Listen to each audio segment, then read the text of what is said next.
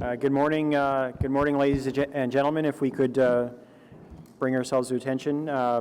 Welcome to the Transportation Committee meeting for Wednesday, the 4th of September.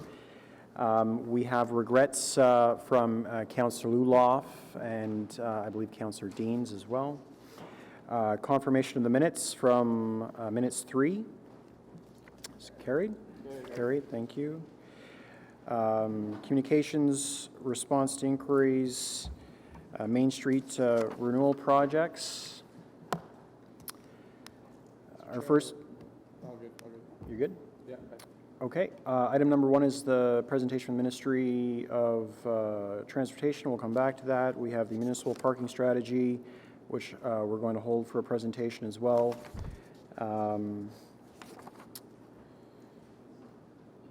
Yeah, so I guess we'll start with the presentation from the Ministry of Transportation.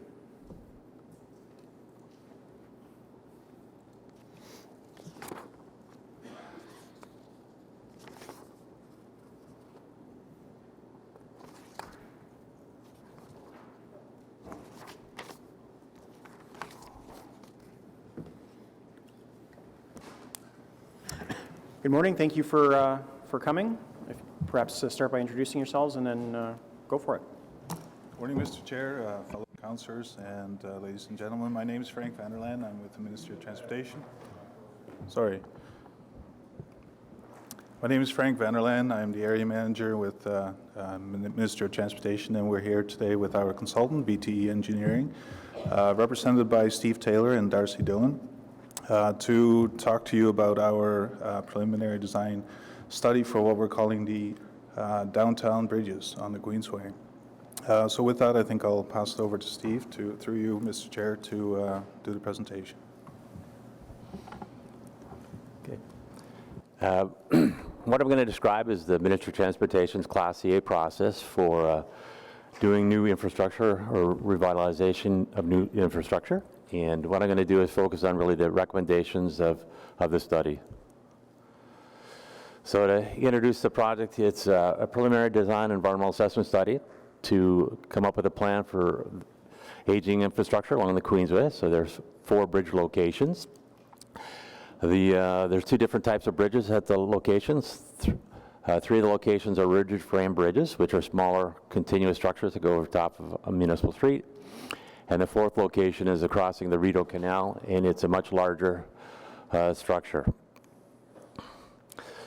The broader study area that we've considered and advertised is one to describe out-of-way travel routes during construction, and I'll be describing in a moment that there's going to be rapid replacement of these bridge locations, and there'll be diversion routes. So we've advertised for both locally, neighborhoods where people live, as well as a broader study area for where there could be traffic effects during the construction works. So the work program was to come up with a bridge management plan for the 7 bridges. So it was a bridge-focused EA study. It had consultation with the adjacent neighborhoods. We delivered flyers in the study area. We had 2 public meetings to show alternatives as well as recommended projects. And at the end of the process, what we're looking for is environmental clearance for the ministry to carry forward construction of these in the future.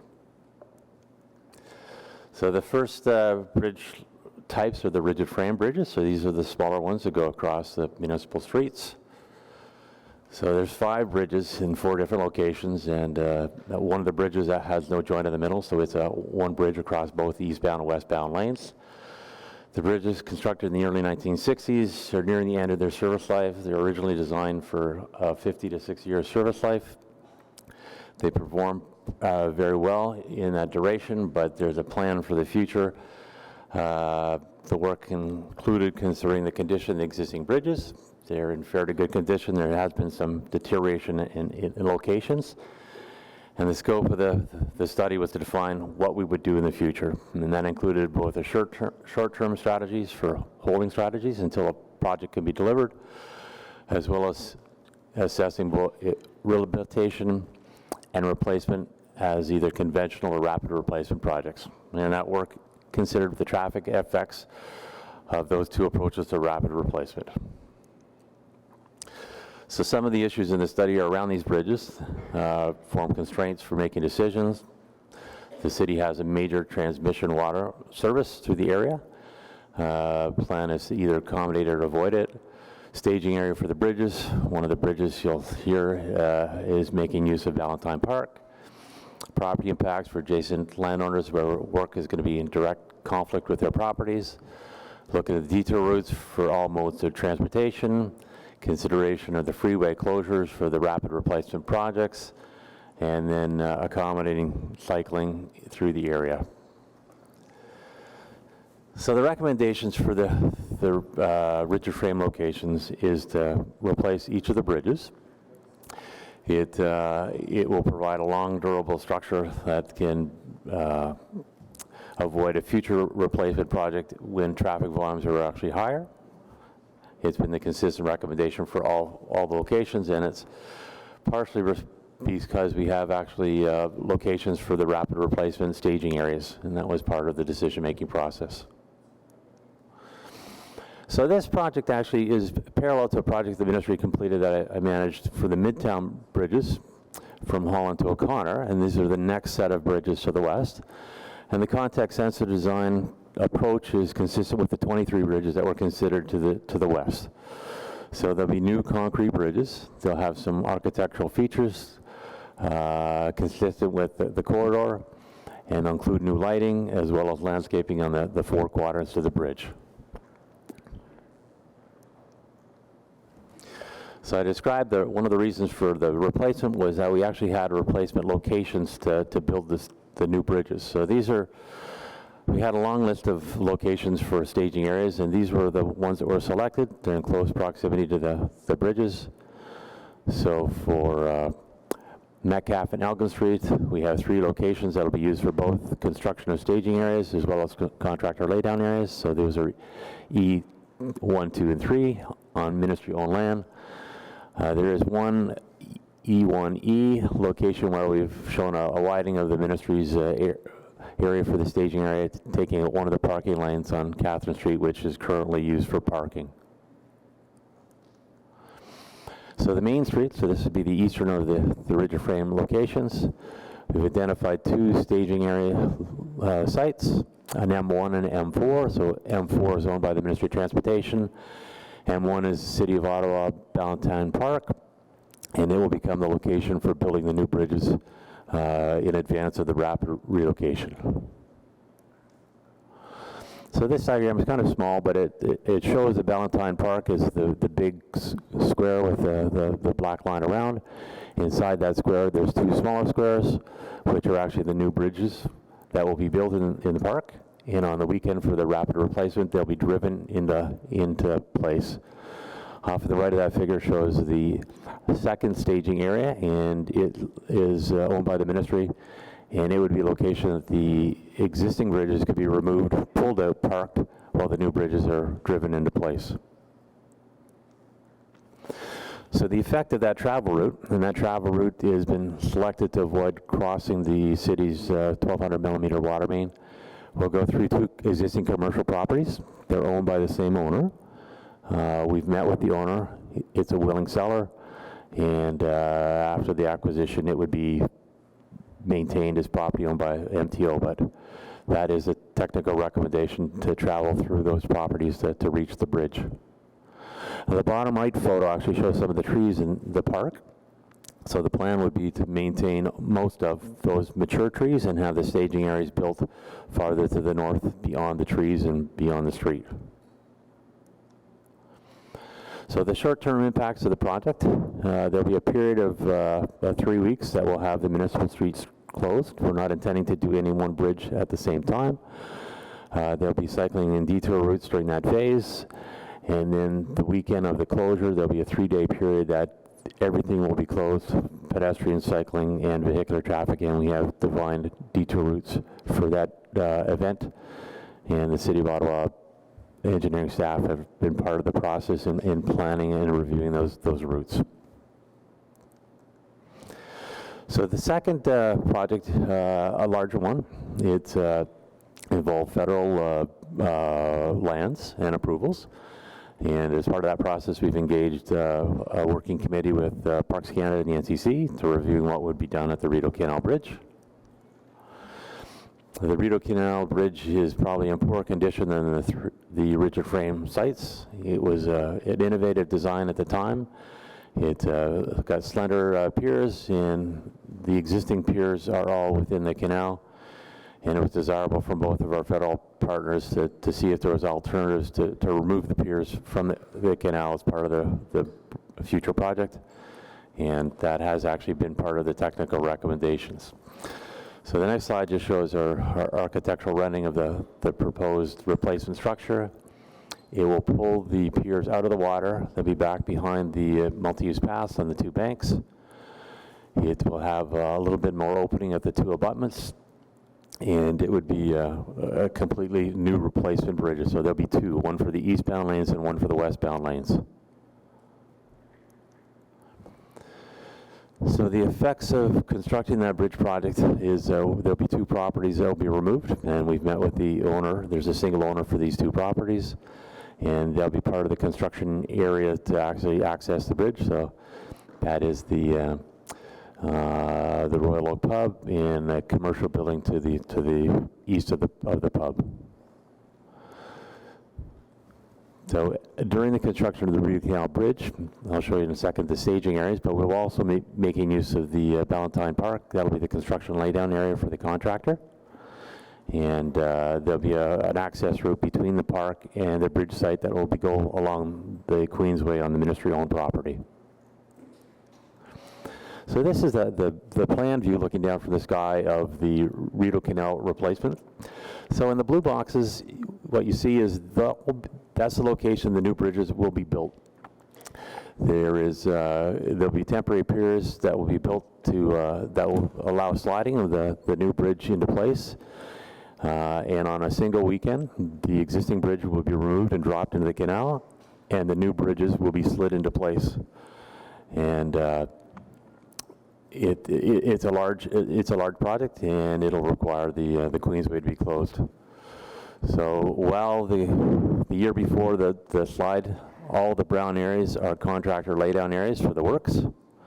So it will be a location to the west of the bridge, one to the east of the bridge in Ballantyne Park, another one to the east of Main Street, and there will be another one down at the Vanier Parkway where materials can be shuttled back and forth to the site. In the plan view, you can see some black symbols on both north and south sides of the Queensway. Those will be crane pads, and the crane pads will be used to bring materials into the new bridge locations. So there'll be delivery of beams that will come in and they'll be moved over into the blue areas.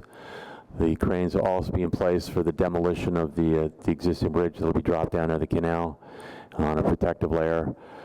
During that 3-week period, there'll be closures of both of the parkways and protective filled material placed on to protect both the assets along the heritage designated canal as well as the two parkways.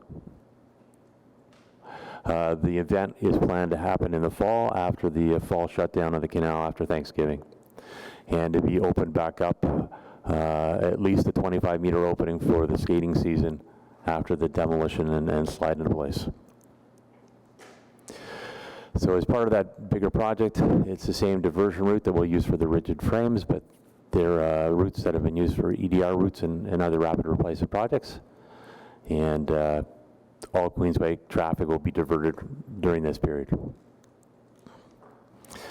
So we're coming to the conclusion of the study. It's been a 2-year planning process, engaged with the community.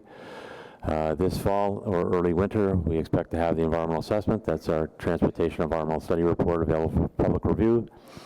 Any member of the public that has participated will be advised of the review period for that document.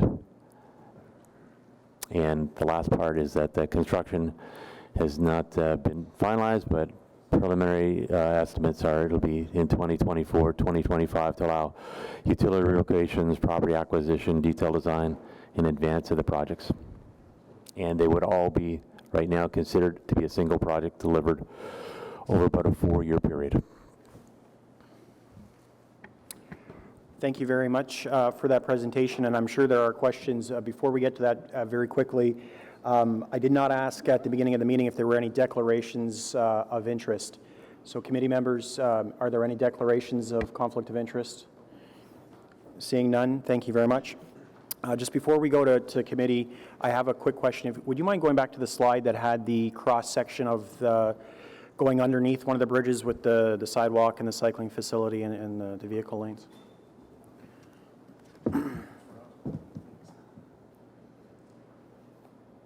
Yeah, perfect. So as we've been redeveloping roads, our engineering team and our finance team has told us that building a raised cycle track, in addition to it being safer, is also less expensive. And so I'm wondering, in an era of provincial austerity, why are we not, or why are you not choosing to do the safer, cheaper option underneath the bridges? So I'll answer that first. But as part of the planning process, we've engaged the city as part of a municipal technical advisory committee. And at the bridge locations that we've got, we haven't recommended to change the span because of the cost and complexity of changing the founding condition of the bridge. On a normal road, it is actually cheaper to start constructing the raised cycle tracks as opposed to putting them on the road surface. But in this location, we've been constrained by the 50-year bridges that have been built. The Elgin Street Bridge is the one that has had the most significant issues over the life of that bridge. It has had significant settlement that occurred right from the very beginning, and we tagged a very high price tag to try to change the location of the existing footings from the pre-consolidated locations that it's been for the last life of the bridge. Thank you very much. Councillor Menard. Thanks very much, Chair. And yeah, I had a similar question around that. I've met with you folks before. I've gone through a consultation process as well in the community, so thank you for doing that. And have talked with staff, obviously, about this project. Just off the bat, are these slides all available to us as well? Can you? If they aren't, they will be after the meeting. Yep. Okay. Thanks very much. You mentioned the fall event after the canal is closed, so anticipating somewhere in 2024, 2025, and so but the 3-week shutdown will be in the fall is when you're anticipating of many of the local routes and the Queensway. Is that correct? Is it the local routes and the Queensway, or just the Queensway shutdown for? So the projects will be led as one 4-year contract. No one bridge will be closed at the same time. So only one of the bridge locations will be done at a single time. And the Rideau Canal is the only one that has to go in the fall tied to the winter shutdown. The other bridges could be in a different years and they could be in a different weekend. But the Rideau Canal is the one that has to be tied to the... Okay, so but the bridge replacement shutdown is how many days? 3. 3 days. The 3-week route shutdowns associated with the roads in the vicinity, that's the local roads you're talking about underneath and nearby? Each of the municipal roads and the 2 parkways, when those bridges are done, there'll be a 3-week period for preparatory work. After the bridge is complete? Before the bridge is put into place. Okay, thanks very much. The Ballantine Park piece of this is interesting because we struggle with a corner there where McGovern is, the business that you were talking about. We struggle with a corner there. I've talked to staff about this in terms of our cycle lanes, our cycle tracks, our walking through there. And so when the project is completed, it's been my ask and my hope that we get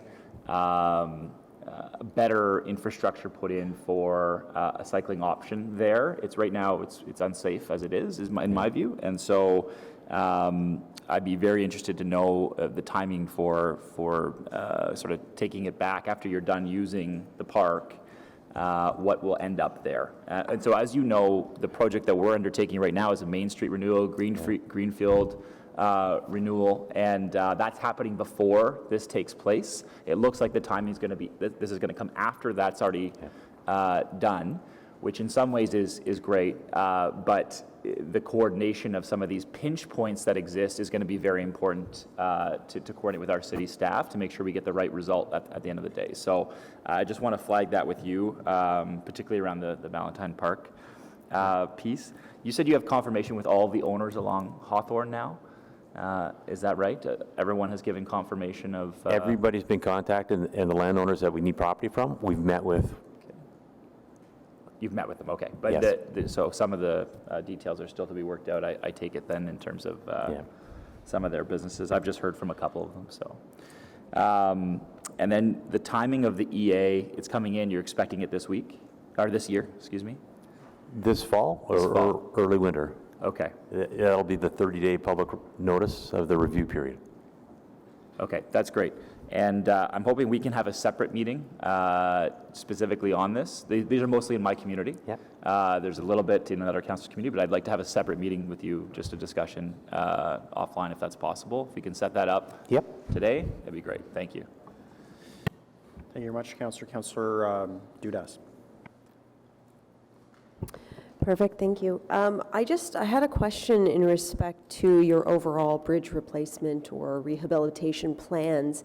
Are there plans to approach East End, further East End bridges coming up in the near future? Through you, Mr. Chair, we do indeed have a long-term plan for the Queensway. As you well know, the Queensway has been worked on for over a decade now, where we've been steadily replacing bridges. This project is one of those projects. We have a project in detail design right now, and it involves the Preston to Percy stretch of bridges. As you know, a lot of the bridges east of here have been replaced, like Lees Avenue, Vanier, all of the Serval. Those have also been replaced already. And we're working our way out toward the east end of the city right now. The Ramseyville Road bridges are being replaced. So yes, to answer your question, we do have a long-term plan for the entire Queensway. Is that available in advance? I know you're talking long-term, we could be talking 10 years, but I'm just thinking, it's always good to look forward to opportunities for the city to work with you for that. Through you, Mr. Chair, yes, absolutely, that's available. It's a living plan. Obviously, as we get into different priorities, it does include components, for example, the noise barriers along the Queensway that need to get replaced, and so there's a lot to this plan, and I'd be more than willing to share that with you. Okay. And I had one more quick question. You're currently working on, it's kind of related to this, but it's bridge work. You're currently working on the overpass for the Innis Road, and that's been a massive pinch point for the east and people heading east and people heading west in the morning. I know some concerns from residents have been brought to your attention in respect to the fact that there's a lot of clogging at that point. Has there been any solution identified as to how we can make it easier for people? Because I understand this is going to continue into next year for this construction. Through you, Mr. Chair, absolutely. The work that has been happening on Innis has had a huge impact on traffic. We've been working together with city staff to try to minimize the impacts. I think what we have out there now is it's different phases that the traffic diversion goes through. But right now it's the most efficient way of doing things at the moment. But we are more or less in continual contact with city staff to monitor traffic and to try to make adjustments as we can. So unfortunately, yes, it does have a huge impact on traffic, but I always like to say short-term pain for long-term gain, right? So that's really where we're at. Thank you very much, Councillor. Councillor Leeper. Thanks, Chair. And I'm sorry, I want to come back to Councillor Blaise's initial question with respect to cycling and pedestrian improvements under the underpasses.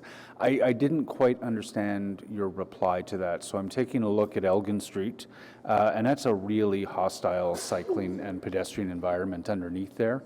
What is preventing that from being rebuilt with wider sidewalks and cycle tracks? So the Elgin Street Bridge has a history of very poor soil conditions. It had major consolidation even in the 1960s when the first bridge was built. There's complexity if we tried to change the span of that bridge, and we put a pretty high price tag on it. I'm not sure what the number is exactly. And we've recommended that it not be widened. And if there was other means of providing cycling connections, that should be considered. But we did take a look at it.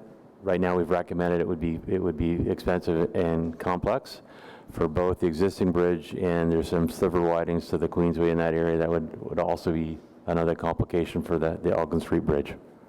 So take me through this as someone who is not an engineer. What would be the impact of trying to make wider sidewalks and cycle tracks on Elgin Street under the bridge? Yeah. So what it would mean, I'm going to try pointing, but the abutment locations would have to, point the abutment. Yeah. So the abutment locations would have to move back. So it would be in a location that wasn't pre-consolidated. And it'll be done on this weekend where we're going to lift out the old bridge and we're going to set the bridge back in. And what we're trying to do is put the new footings back in the location of the original footings. So those abutments have to stay where they are. Do we not have flexibility, though, with respect to things like lane widths and lane configurations? I note there's a verge between the northbound and southbound lanes. And from the bridge planning perspective, there's no issue with changing the things between the front face of the two abutments. Is that a discussion that the city and yourselves would work on, or? I think it would be completely a city decision of what happens on the municipal street between the abutment faces. Okay, and you're not digging that street up when you're doing the bridge? The existing lanes and existing sidewalks stay? It's limited to the footprint around the original footings, so maybe 2 or 3 meters in front of the face of each footing. Understood. Okay, that helps to clarify it. Thank you very much. Thank you, Councillor Leeper. Councillor Fleury. Thank you, Mr. Chair. I just want to clarify, I'm trying to follow you. I understand there's a Metcalf Bridge section. I understand there's a Main Street one. I understand there's one over the canal. I count that as 3 bridges. Maybe from a technical point of view, it isn't, but are we missing other crossings? No, so this location has 4 locations. There's 7 bridges, and we're just counting when they're separate. If you go underneath them and you look up, you can see daylight between 2 bridges, between the eastbound and westbound lanes. But it's at those 3, so Canal, Main Street, and Metcalf. So Metcalf is the location that has 1 bridge. They're joined for both east and westbound lanes, so that's 1. And then Elgin Street has 2. The Rideau Canal has 2, and Main Street has 2. Okay, thank you. Thank you very much. No further questions. Thank you very much for your presentation. Appreciate it.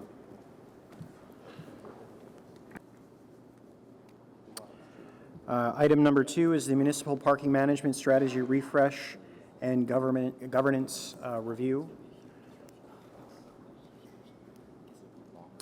Just remind members in the audience that if you'd like to speak to this item after the presentation, you can register at the desk over by the television screens to my right.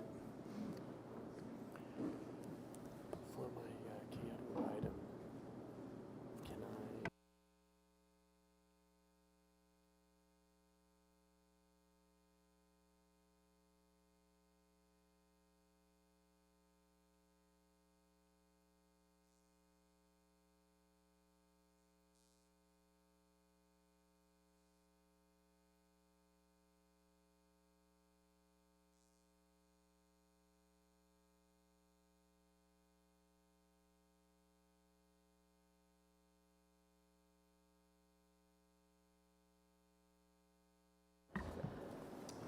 Good morning, members of the Transportation Committee. I'm Lila Gibbons. I'm the Director of Roads and Parking Services. Chair, we're here today to present our recommendations of the Municipal Parking Management Strategy and the results of the governance review. I'm joined today by Ms. Franklin of MNP, who was hired to complete an independent governance review. She's here today to speak to MNP's recommendations. I'm also joined by Scott Caldwell, who is the Area Manager of Transitway and Parking Services, and he manages our parking program.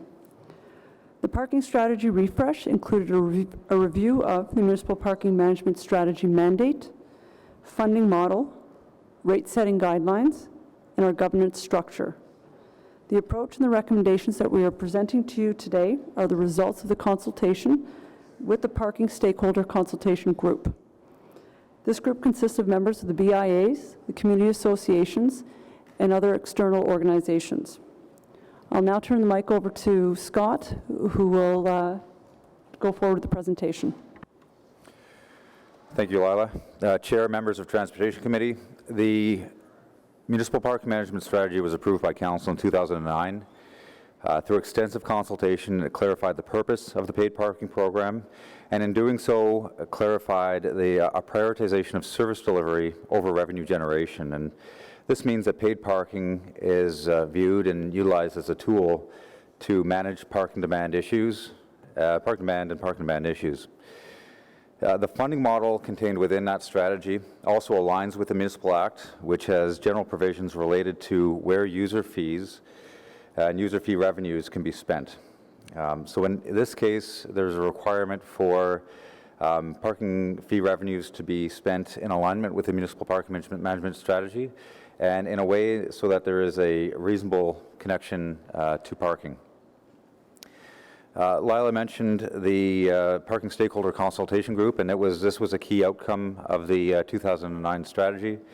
In 2009, we saw the creation of that group, and I'll elaborate a little bit more on their involvement in this refresh process in a minute.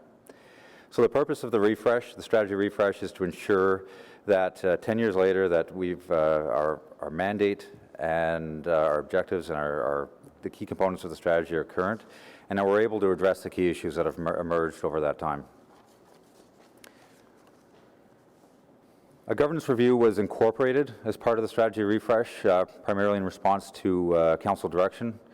In terms of the process, it was important to reset the mandate and arrive at provisional outcomes before embarking on the governance review.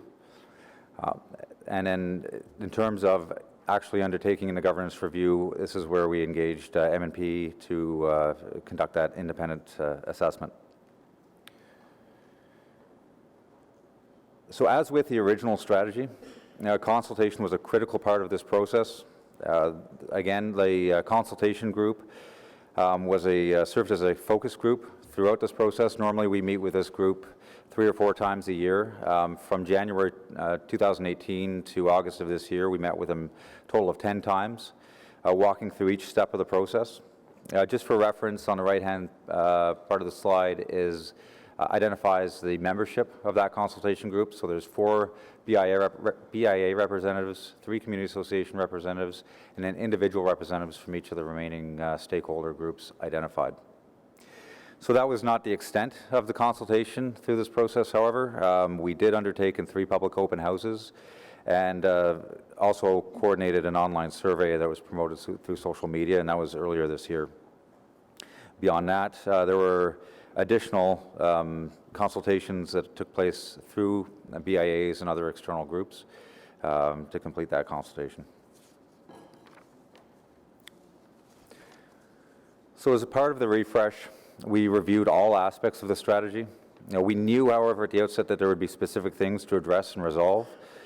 First, with the mandate, 10 years later, 10 years after the original strategy was approved, we needed to ensure that the objectives and the policy statements were up to date, and ultimately if there were any substantial changes required. For the funding model, we understood there to be a desire for flexibility, considering the status of the Parking Reserve Fund and regular surpluses from parking fee revenues. So we sought that flexibility while also needing to respect the Municipal Act.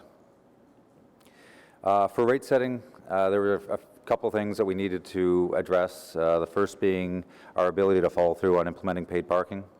Currently, in order to change rates at all on street or implement, and that includes the implementation of paid parking, we require concurrence from the ward councillor, the BIA, and the community association in order to proceed. And that has created some barriers along the way. Connected to that is the fact that our maximum on-street rate has been static for the last 10 plus years. Last increase was in 2008. And part of that has to do with the fact that we cannot change that rate, would not be able to increase that rate without that full concurrence. So we needed to address that through this process. And then the last bullet speaks to the our reliance on studies. So in existing paid parking areas, again, with the intent to use paid parking and rates as a tool to address issues and respond to conditions and support short-term parking for businesses and institutions and tourism. The obstacle we had was that we would base those rate change decisions on studies, which are fairly comprehensive and take a significant period of time to undertake. And the reality is that we would be able to do a study in an area and not get back to that area for a number of years. So we were looking for something that was more responsive, that would allow us to respond to address changing conditions in each area. And then with the governance piece, as indicated, there's a desire to review, conduct a review to determine what the most appropriate governance model is. So first, with the mandate, through consultation, and starting with the parking stakeholder consultation group and continuing from there, we identified that there was broad support to continue to prioritize service delivery over revenue generation. The objectives of the program were developed early in the process through the parking stakeholder consultation group, and these were validated as we continued through the process. And the first thing that we needed to identify was, are we on the right track, or are there any significant changes required? And we arrived at these revised objectives, policy statements, with the parking stakeholder consultation group. And there were no substantial or significant changes required. There was a lot of adjustments. And what is identified on the slide is the short form wording for the objectives, and the longer, the more complete wording is available in the staff report and in the strategy document. So moving on from the funding model, from the mandate to the funding model, the strategy, the existing strategy has defined revenues and expenses, and what that means is that on an annual basis, over the last few years, our revenues have been roughly $17.5 million, and then our operating expenses roughly $12.5 million, and there's capital costs beyond that as well. So any surplus year to year is allocated to our parking reserve fund, and that year-end balance at the end of 2018 was just under $24 million, and our average contributions over the last 3 years have been roughly $3.5 million. And to clarify, going back to the operating expenses, just over half of those expenses are actually on costs that relate to parking, but are allocated to other departments, so roads when it comes to the maintenance of on-street parking facilities, and OC Transpo for the maintenance of park and ride facilities. Those are two examples. So in addressing the funding model, we sought opportunities for additional spending that aligned with the Municipal Act and represented a direct connection to parking. Specifically, we identified opportunities for increased spending in support of sustainable modes of transportation. So that involves or includes resources to support a bike parking program, increased snow removal within paid parking areas to support mobility, as well as the potential for investment in park and ride facilities and in the development of park and ride facilities. In an effort to manage, or with the intent to manage the parking reserve fund and avoid a continually increasing balance, we have identified the need for and proposed the need for a minimum and a maximum, which will, the minimum, the intent is so that it acts as a true reserve, and there are available funds for program-related requirements as they emerge. And the maximum the intent of the maximum is to ensure that we have enough funds to cover foreseeable program costs. Any surplus at year end above the maximum, we have the ability to direct it to capital-related initiatives. So an example would be the park and ride facilities, but also life cycle spending on roads, curbs, sidewalks, specifically within paid parking areas. And there's also, we undertook a process as part of the refresh to correct the transfer that we allocate to roads for the road and sidewalk maintenance costs.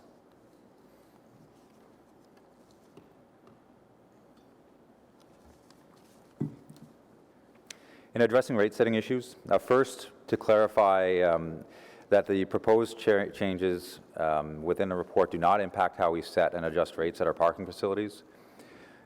We do not have the same concurrence requirements when adjusting rates at our garages and our service lots. And we have a regular process to assess and adjust those rates so that we are ensuring available short-term parking and trying to dissuade long-term parking at the same time. With respect to on-street, first off, the ability to implement paid parking. And what is being recommended is the removing the concurrence requirement that's currently within the delegation of authority bylaw and removing it from the BIA, Community Association, and the Ward Councillor. Any determination on a go-forward basis to implement paid parking in a new area would still be study-based with an extensive consultation process, but the recommendation on a go-forward basis could be presented to Council for approval. When we talk about it, changing existing rates, what is being proposed is a demand-based pricing model where we would collect data on a regular basis and adjust rates up and down if the parking utilization is too high or too low. And we would conduct this and review data on a zone basis. And the increments for change would be 50 cents. So this is a step in the direction of dynamic pricing, but it's important to ensure that the rates can be communicated in order to influence behavior, and this is why we've picked the increment that we have with 50 cents and gone with a zone-based model and a consistent rate within each zone. With respect to the the current on-street rate, so the majority of our spaces, the vast majority of our spaces are currently at $3 an hour, and as indicated, that has been the case since 2008. What is being proposed is increasing that hourly rate from $3 to $3.50, and that would take effect January 1st, 2020. This is catching up, as I said, more than 10 years, and if we apply inflation over those 10 years since 2008, we arrive, I believe it is at $3.55, so we're accounting for that. At the same time, what we're proposing is to identify a maximum on-street rate of $4 an hour. This does not imply that any areas will be moved to $4 an hour immediately. This is intended to give us flexibility under the demand-based pricing model to move rates up to that point if it's deemed to be warranted by virtue of the parking utilization being too high.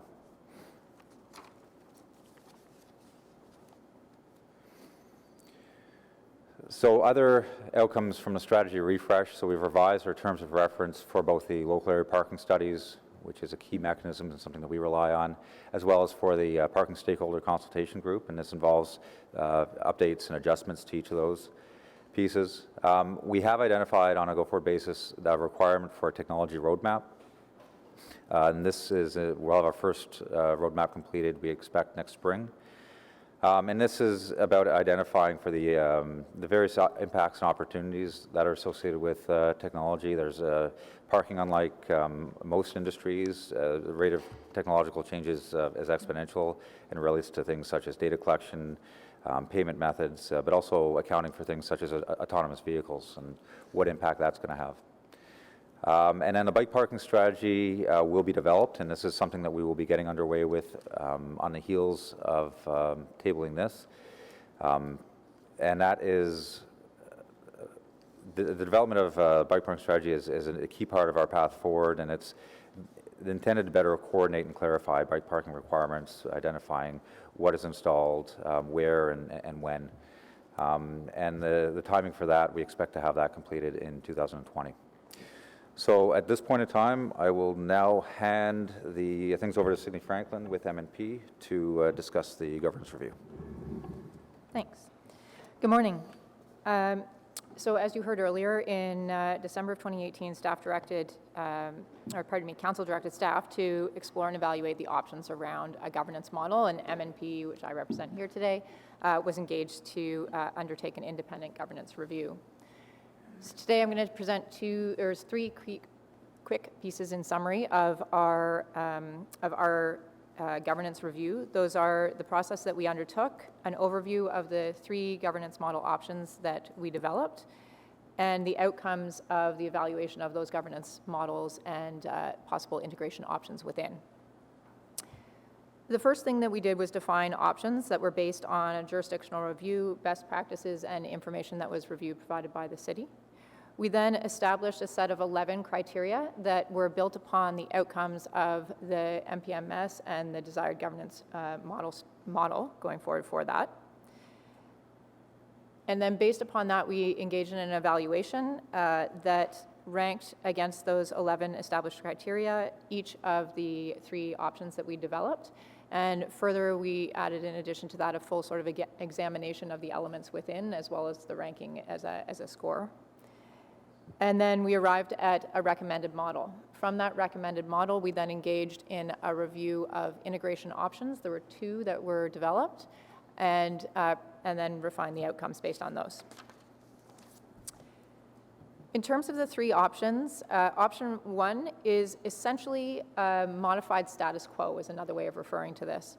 And the greatest change here is that it implies that all of the recommendations presented in the MPMS updates are adopted. The greatest thing that does in terms of some of the changes in terms of what we define as modified, is that it removes the concurrence requirement around the parking services, that thereby create more independence and change the ranking thereby.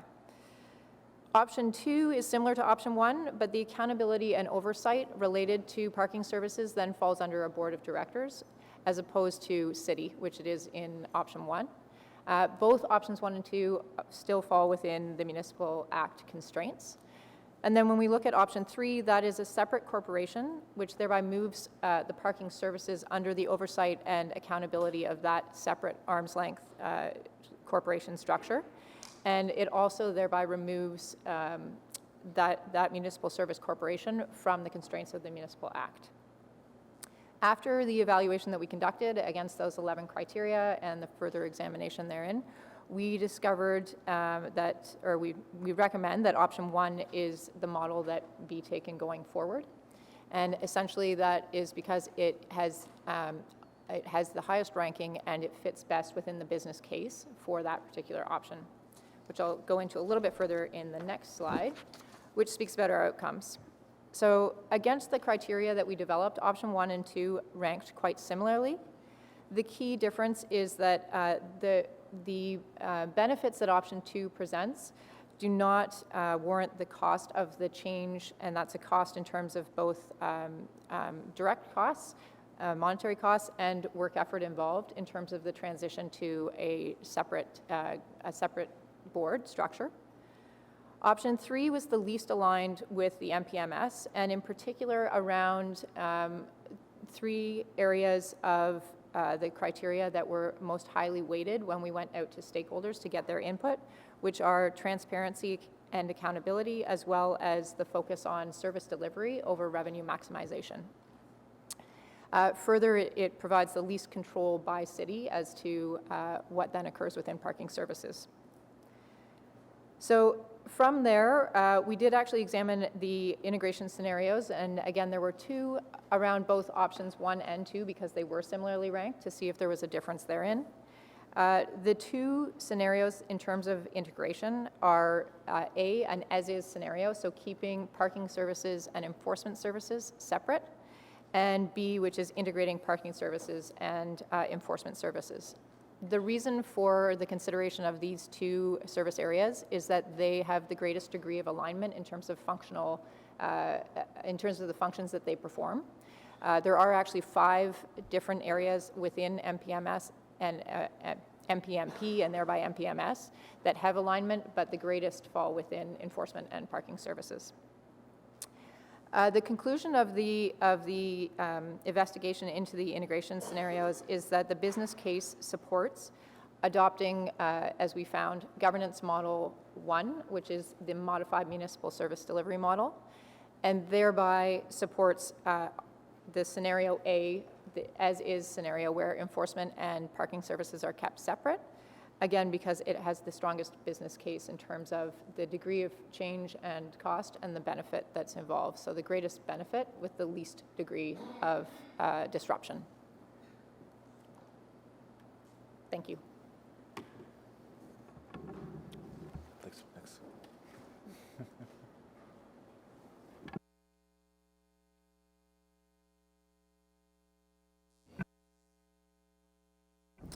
Thank you very much for your presentations.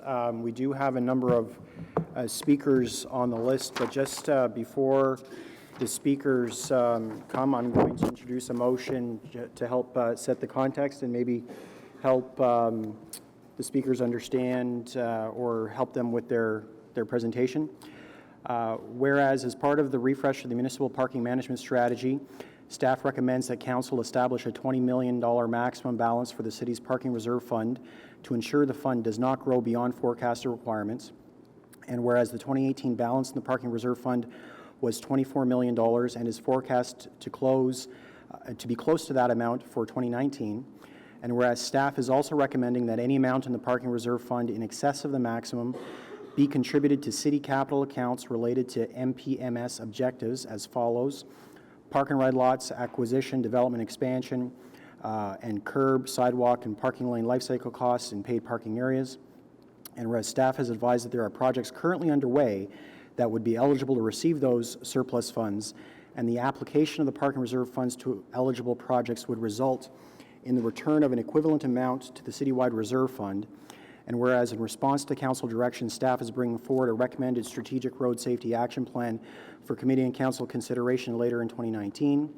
And whereas the strategic road safety action plan report will recommend priority road safety investments over 5 years based on Vision Zero principles and funded from the growth in automated enforcement revenues, red light cameras, speed cameras, school bus violation cameras, and the like. And whereas there is expected to be a gap in time and funding between the council adoption of the Strategic Road Safety Action Plan and the anticipated growth in revenues from automated enforcement measures, and council will want to implement its Vision Zero action plan as soon as possible following the adoption of the plan. Therefore, be it resolved, the Transportation Committee recommend that City Council approve that the excess funds in the Parking Reserve Fund, expected to be approximately $4 million, be applied to eligible works in progress as described in this motion, and that the amounts returned to the citywide reserve be used to establish baseline funding for the Strategic Road Safety Action Plan for consideration in the draft 2020 capital budget. So effectively, we have a road safety action plan that is coming forward. It will make several recommendations and will be very expensive. The revenues to fund those programs will take some time to come in because they're coming from automated enforcement, which we're rolling out over a number of years. And to ensure that we can fund those important projects, we'll use the reserve that is returned to the accounts to accelerate the financing of that program, which will come to committee later this year. And so with that, we'll go to speakers. Our first speaker is Denis Van Staldunen, or Dennis, perhaps? Dennis, I'm sorry.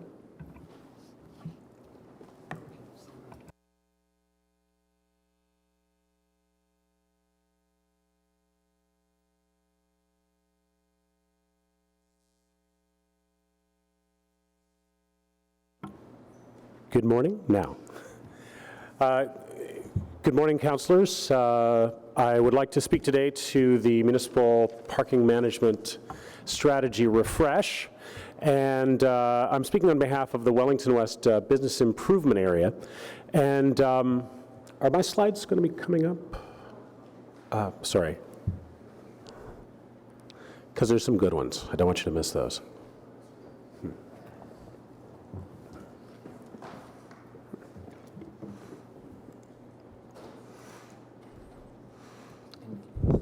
Okay, great, thank you. Right arrow. There we go. I'm getting a sense of deja vu today appearing before you because the last time I was here speaking to Transportation Committee was in 2008, speaking to almost exactly the same topic and asking for you to make some additional considerations. In 2008, in 2007 into 2008, paid parking was being recommended for Hintonburg specifically as the result of a deeply flawed and badly executed parking study that was done at that time, and it became very clear and very quickly, and actually the city manager, Kent Kirkpatrick, admitted this to us and apologized to us afterwards, that revenues were what were driving parking decisions at the City of Ottawa. And we objected to that, and we said, Hintonburg right now is going through a very economically depressed time, and we're about to face a road reconstruction 1 year from now, and at that time they would have installed physical parking meters 1 year before a road reconstruction. So we said it's clearly not the time, clearly there's no strategy for dealing with this, not now, not in Hintonburg. The second thing that we said at that time was we wanted some sort of municipal parking management strategy, and you can see from the slide that I pulled up in 2008, I was asking specifically, or we were asking for that, for a citywide planning strategy that took into account service delivery, not revenue. And I would like to say thank you to the council as a whole for actually taking action on that, and certainly Kent Kirkpatrick promised us at that time, and he delivered on that. That took us from parking management strategy 1.0, that is revenue, revenue, revenue, to parking management 2.0, which focused on service delivery over revenue, which was a marked improvement, and we did appreciate it, very much so. Now, before I go any further, I just want to get a couple of things off the table here right off the bat. Just as in 2008, we are not here arguing against paid parking in Wellington West. At that time in 2008, we were saying, not now, not this way. And today we're saying, paid parking is coming, and although many of my members would like me to say, no, no, no, never, never, never, we understand that it's part of the municipal strategy and that it's going to be coming to our neighborhood. So I'm not here to say no to it. I'm also not asking for a veto. We never really asked for that. That was actually a good intention that was built into the previous parking management strategy.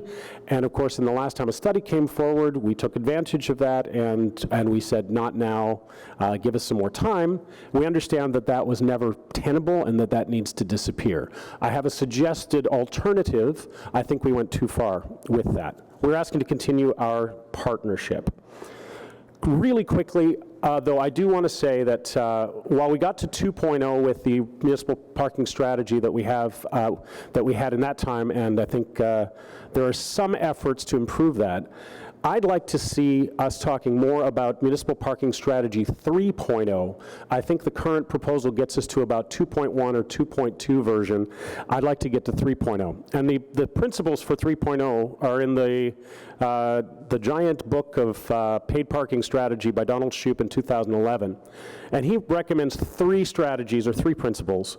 First, to have a successful paid parking program, charge fair market prices for curb parking in a flexible and dynamic way that responds to supply and demand, so that higher demand parking is charged higher, lower demand is charged lower. Second, and this is an important one that actually I think is not being addressed in this plan, return resulting revenue in a significant way to the neighborhoods that generate it, so that we, the business improvement areas that are being asked to absorb paid parking, become your biggest champions so that we can actually help you carry it forward. That's a worldwide principle. There are chapters and chapters of great examples of where that has created not just more acceptance, but has led to creative thinking and much more sort of innovative results. And then the third one is about planning, and I'll leave that to another committee here of council. But the ultimate bottom line and the principle that should be guiding 3.0 parking management strategy in this city is not service delivery over revenue generation. We've got that. We're done with that. The real 3.0 principle is from Donald Shoup's book, which is subsidize people and places and think about parking as an integrated part of neighborhood building. Don't think about it as a way to store cars and manage the flow of cars. It does that, but if you're thinking about it in a broader way, you're going to be doing much, much more than that, and there's a much bigger opportunity. So in terms of what's being proposed today and what's in the motion, we support the idea of charging fair market prices for curb parking, and we see some movement in that direction with the 50-cent increments up and down and the rest of it. And so kudos to your team, Scott, for moving towards that. But what we'd really like to see much more of is, first of all, technology, invest in the next generation of technology, and we're willing to be your pilot guinea pigs to make sure it's much more dynamic and flexible. Secondly, minimum introductory pricing when paid parking is integrated into an area. Set an absolute minimum at-cost price for a period of time when it's integrated into a new neighborhood, A, to encourage more acceptance and to give me a marketing tool, but more importantly, to generate real data without putting the threshold of a high-priced paid parking being integrated in an area, so that for a period of time we can get as much data as possible and set the rates where they belong before we introduce the higher threshold. Thank you very much. Are we? I gave you 90 seconds more than... 90 seconds more? Okay, I'll do what I can here. No, I've already done that. Oh, you've already done already that? gave you 90 Okay, seconds all more. right. We do have a question from Councillor Leeper. Thanks, Dennis, and great presentation. The staff report would expand the BIA grant. Is that a positive development in your view? That was on the next slide, Really? Councillor. Yes. I think, no, I totally support the idea of offering more revenue to BIAs. The mechanism of the grant, though, I think is a little restrictive, and it's a little arbitrary in terms of saying it's a $10,000 grant. The two principles that I was going to mention in the next slide were what we'd like to see more of is dramatically expand the amount and a level of funding available to local areas, and put it under their control what that's going to be applied to. I understand there are restrictions in the Municipal Act under the current governance structure, and I think that was done a little bit backwards. I'd be happy to talk about that as well. But the other one is just that if there's going to be funding available, it has to be scalable to the area that it's being applied to. Wellington West, once we get paid parking, is, I'm almost certain, going to have more paid parking spaces than any other neighborhood in Ottawa, because we have a 2.5 kilometer linear main street, larger than any other main street in downtown Ottawa, and we also have a vertical going up to Scott and down to the Queensway, so Holland, Parkdale, Gladstone, Byron, Scott Street. Any paid parking that's applied on any of those areas is going to be there. So if we want to actually do any kinds of programs like snow clearing or sort of wayfinding, we're thinking about a much larger area, and our costs are going to be higher than, say, Somerset Village, which is one block. So your assertion would be that the grant should be proportionally allocated according to the number of parking spots? Yeah, I would say that if the grant is the only thing being offered, that would be appropriate. I would say that the envelope should be much larger, and there should be a much larger and more significant mechanism that we can apply to things like streetscaping, beautification, to other improvements in the area. And the proposal as presented on the screen here was suggesting that the excess revenues from the reserve fund be applied to road safety and the upcoming road safety strategy. And I think that is a wonderful goal, and you need funding for that. But if I compare the direct benefit to a neighborhood in terms of economic development, in terms of beautification, in terms of making the neighborhood a more attractive place for customers to come to offset whatever customers wouldn't be coming because of paid parking, that's a much more direct benefit and a much more direct application of the funding. Suburban parking lots for park and rides, I can see vague benefits coming from that to us. A couple cars less coming into the downtown core, but it's not a direct benefit to the neighborhood, and it doesn't stand up to that principle of local benefit. Okay. Thank you very much. Thanks, Dennis. Thank you, Councillor Menard. Thanks very much, Chair. Thank you for your presentation, Dennis. Thank you. Very good to hear from you about this. I just have a couple quick questions. Are you on the parking stakeholder consultation group as one of the BIA representatives? I am not. My predecessor was not on it, so I did not inherit his seat when I took Okay, over. well, that should change. I don't know if is that group continuing past this period of time now, or just a question to staff, I guess? Chair, the Parking Stakeholder Consultation Group will persist, and it is part of the strategy that we're putting forward. We select or identify a new membership to coincide with the term of council. We've let this one lapse to conclude with this process. So following this, we will be identifying a new membership. We have 4 BIA representatives, and we typically engage with Ecobia, and they identify which 4 BIA representatives they would like to fill those seats. Okay. I just strongly encourage people that are on that to have the knowledge necessary and that do the type of reading that we're hearing today and the type of research that's been done. So just strongly encourage that a representative like Dennis be on there. In terms of your comment around the funding that is produced in local communities stays in local communities. There is an objective that talks about prioritizing short-term parking that responsibly priced to businesses, institutions, and tourism. Presumably, it would make sense to add local communities into that objective as well. I assume you mean that this would be looked at as part of the community association, other local representatives in the group, not just the businesses in the area, but actually the wider community. Is that what you're referring to? Well, the improvement of the neighborhood is a benefit to everyone in the neighborhood. In the book, he talks about the ideal recipient of these funds, though, and manager of the funds would be an organization like a business improvement area or business improvement district, because we have the staff and the mandates to and the funding mechanism with the city to carry that out. And we would do that in consultation with our local stakeholders. But you have a municipal board, a local board of the municipality in that area, whose job it is to improve the streetscape and make the experience better for all visitors. And that is a business improvement area, and that would be the ideal place for that funding to be. Okay, but you wouldn't oppose directed. local communities also having a say or a discussion about where that Absolutely. funding goes? Oh, and they have a say in everything we do as well. Okay. So Perfect. Thank you so much. I guess the last question I have for you is around how you see parking associated with congestion. So parking rates and congestion, and how we reduce congestion in our core area. Yep. Whether that be things like low or free cost transit through different downtown areas, which has been implemented in other cities, or whether that be through things like parking on demand, as you're saying. What is your view from a BIA perspective of congestion in our areas and how that may contribute or not contribute to revenues of your membership? Sure, yeah.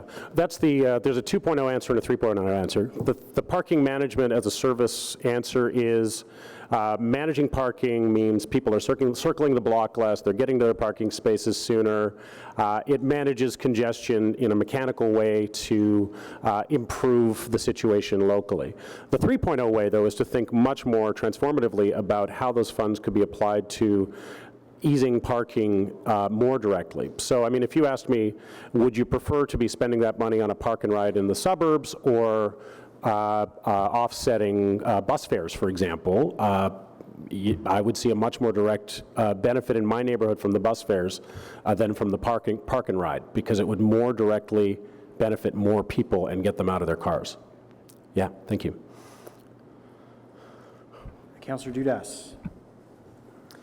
So I have two aspects of a question I want to ask you. So in terms of LRT, what's your proximity for your BIA in terms of the closest LRT station or slate stations? There are two LRT stations currently adjacent to our area, and there's a third Gladstone station that will be added. Bayview Station is about 200 meters from the edge of the BIA, and the Tunney's Pasture Station is about 300 meters from Spencer, which is the farthest we go on Holland.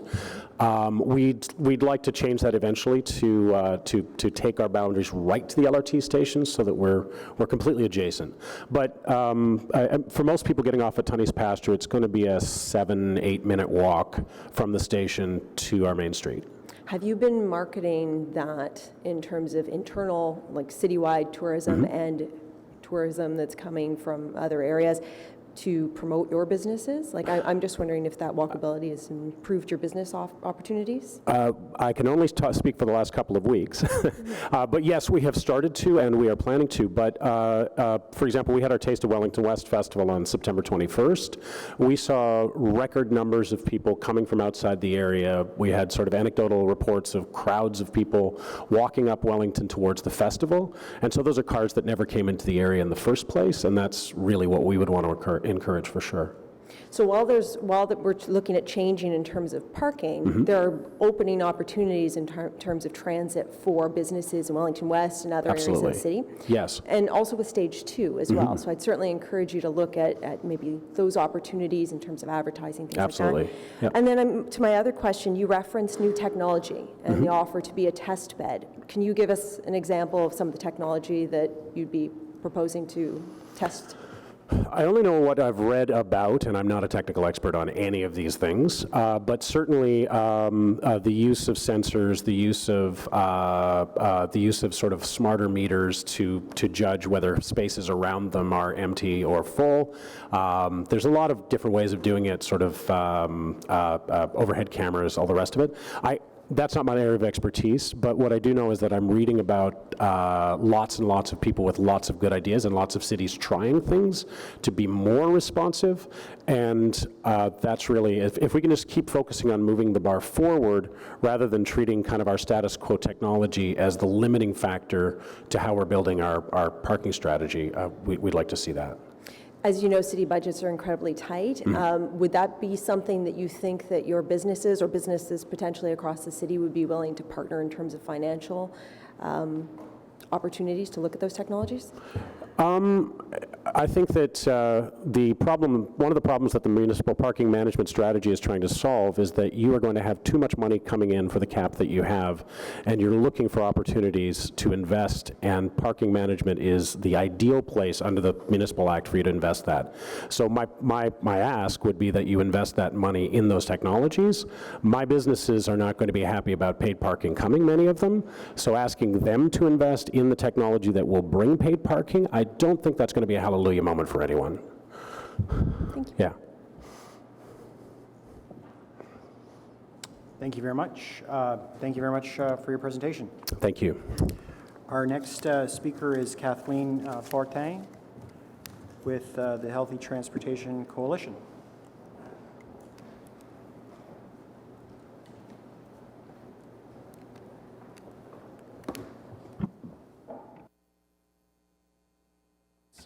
Also, Councillor Fleury has a motion he'd like to introduce as well, just as before, guide the conversation. We'll deal with both motions after the delegations.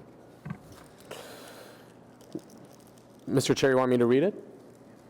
So this relates to the governance review. Whereas the current mandate of the Municipal Parking Management Program works on a cost recovery model with surplus revenues of up to $23 million, can only be invested in the Municipal Parking Management Program for future capital and operational investments. Whereas the city asked MNP Limited to provide an independent governance review of parking operations, including preparing a business case on the available governance options to review the current model. Whereas the governance review report, as presented by MNP Limited, recommends maintaining the current governance structure as the best align with the city's new MPMS, the Modified Municipal Delivery, a city program that will deliver parking services under a non-for-profit, self-sustaining model and direct surplus revenue to funds transportation-related activities in alignment with the MPMS and the Parking Reserve Fund, whereas parking revenue is not used to benefit the whole city or council's priorities, whereas Hydro Ottawa has demonstrated the value and returns for a dividend to the city, where City Council can define where it's best allocated. Therefore, be it resolved that the Transportation Committee recommend an additional option, or option number 3 as per the report, whereby a for-profit is used to collect all parking revenue in a similar delivery model system as Hydro Ottawa, also known as option 3, to be reviewed and developed, and further be it resolved that revenue collected can be reverted back to the city in form of a dividend to be allocated to general revenue or council set priorities.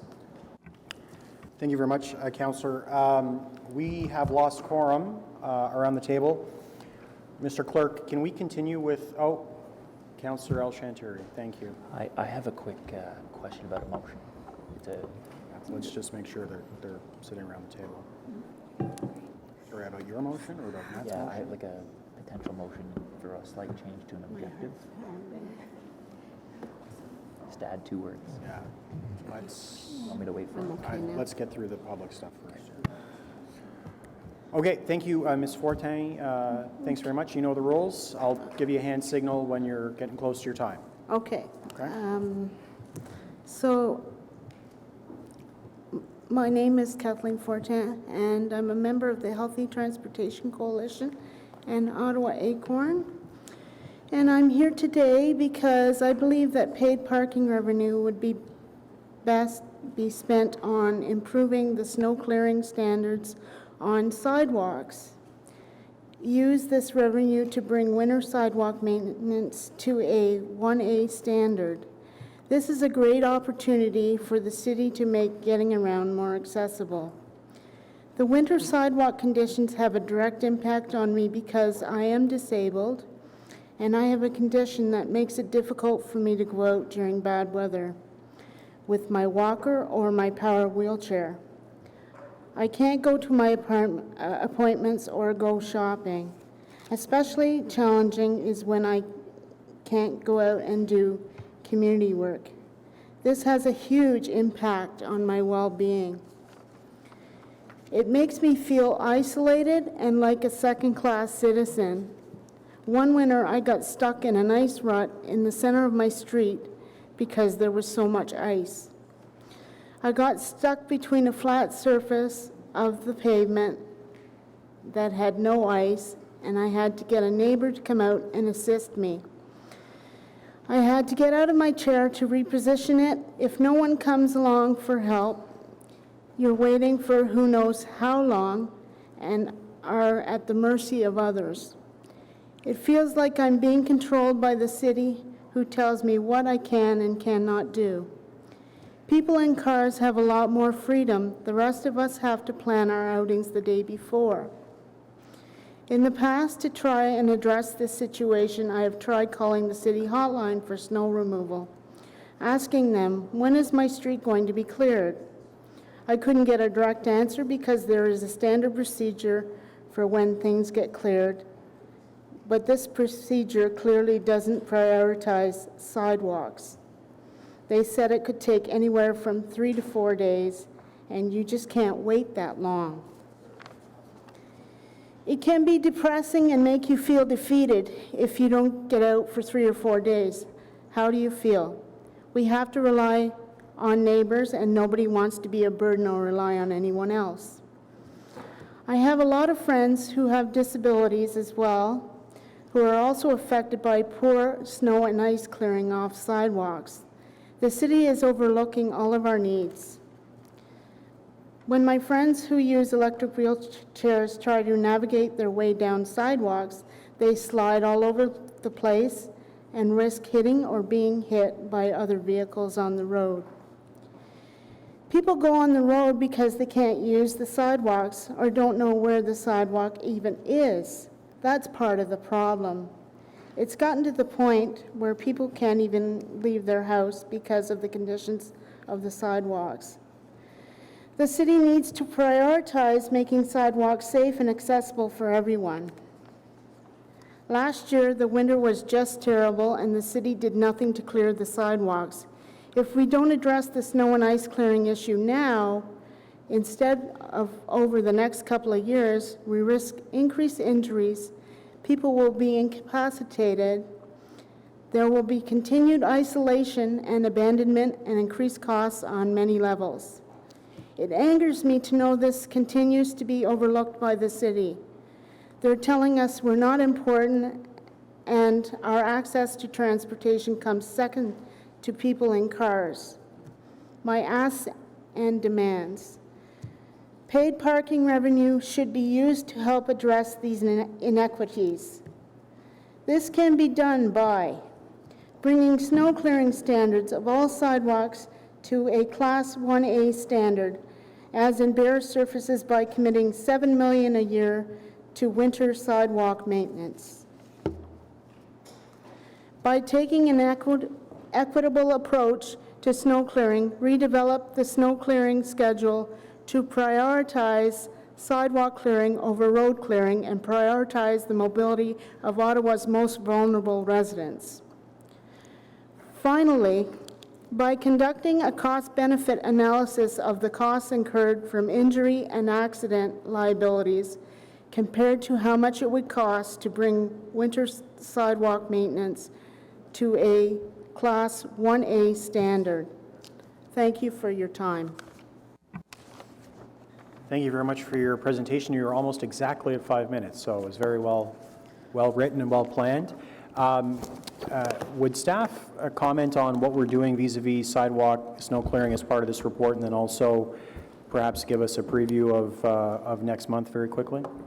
Certainly. Thank you for bringing your concerns forward. It may not fall within the municipal parking management strategy, but Road Services is currently going through a service delivery review for this upcoming winter, and we will be coming back to committee in November, and sidewalk maintenance is one of the main topics that we are reviewing through this service delivery review. We're also going through a maintenance quality standard refresh starting in 2020, which again is going to bring this to the forefront. So I do assure you that we are looking at ways that we can better the maintenance, winter maintenance on our sidewalks as we move forward. So I hope you join us in November when we come back to committee with those results. Okay. Thank you very much. Are there any other questions for the delegation? Seeing none, thank you. Our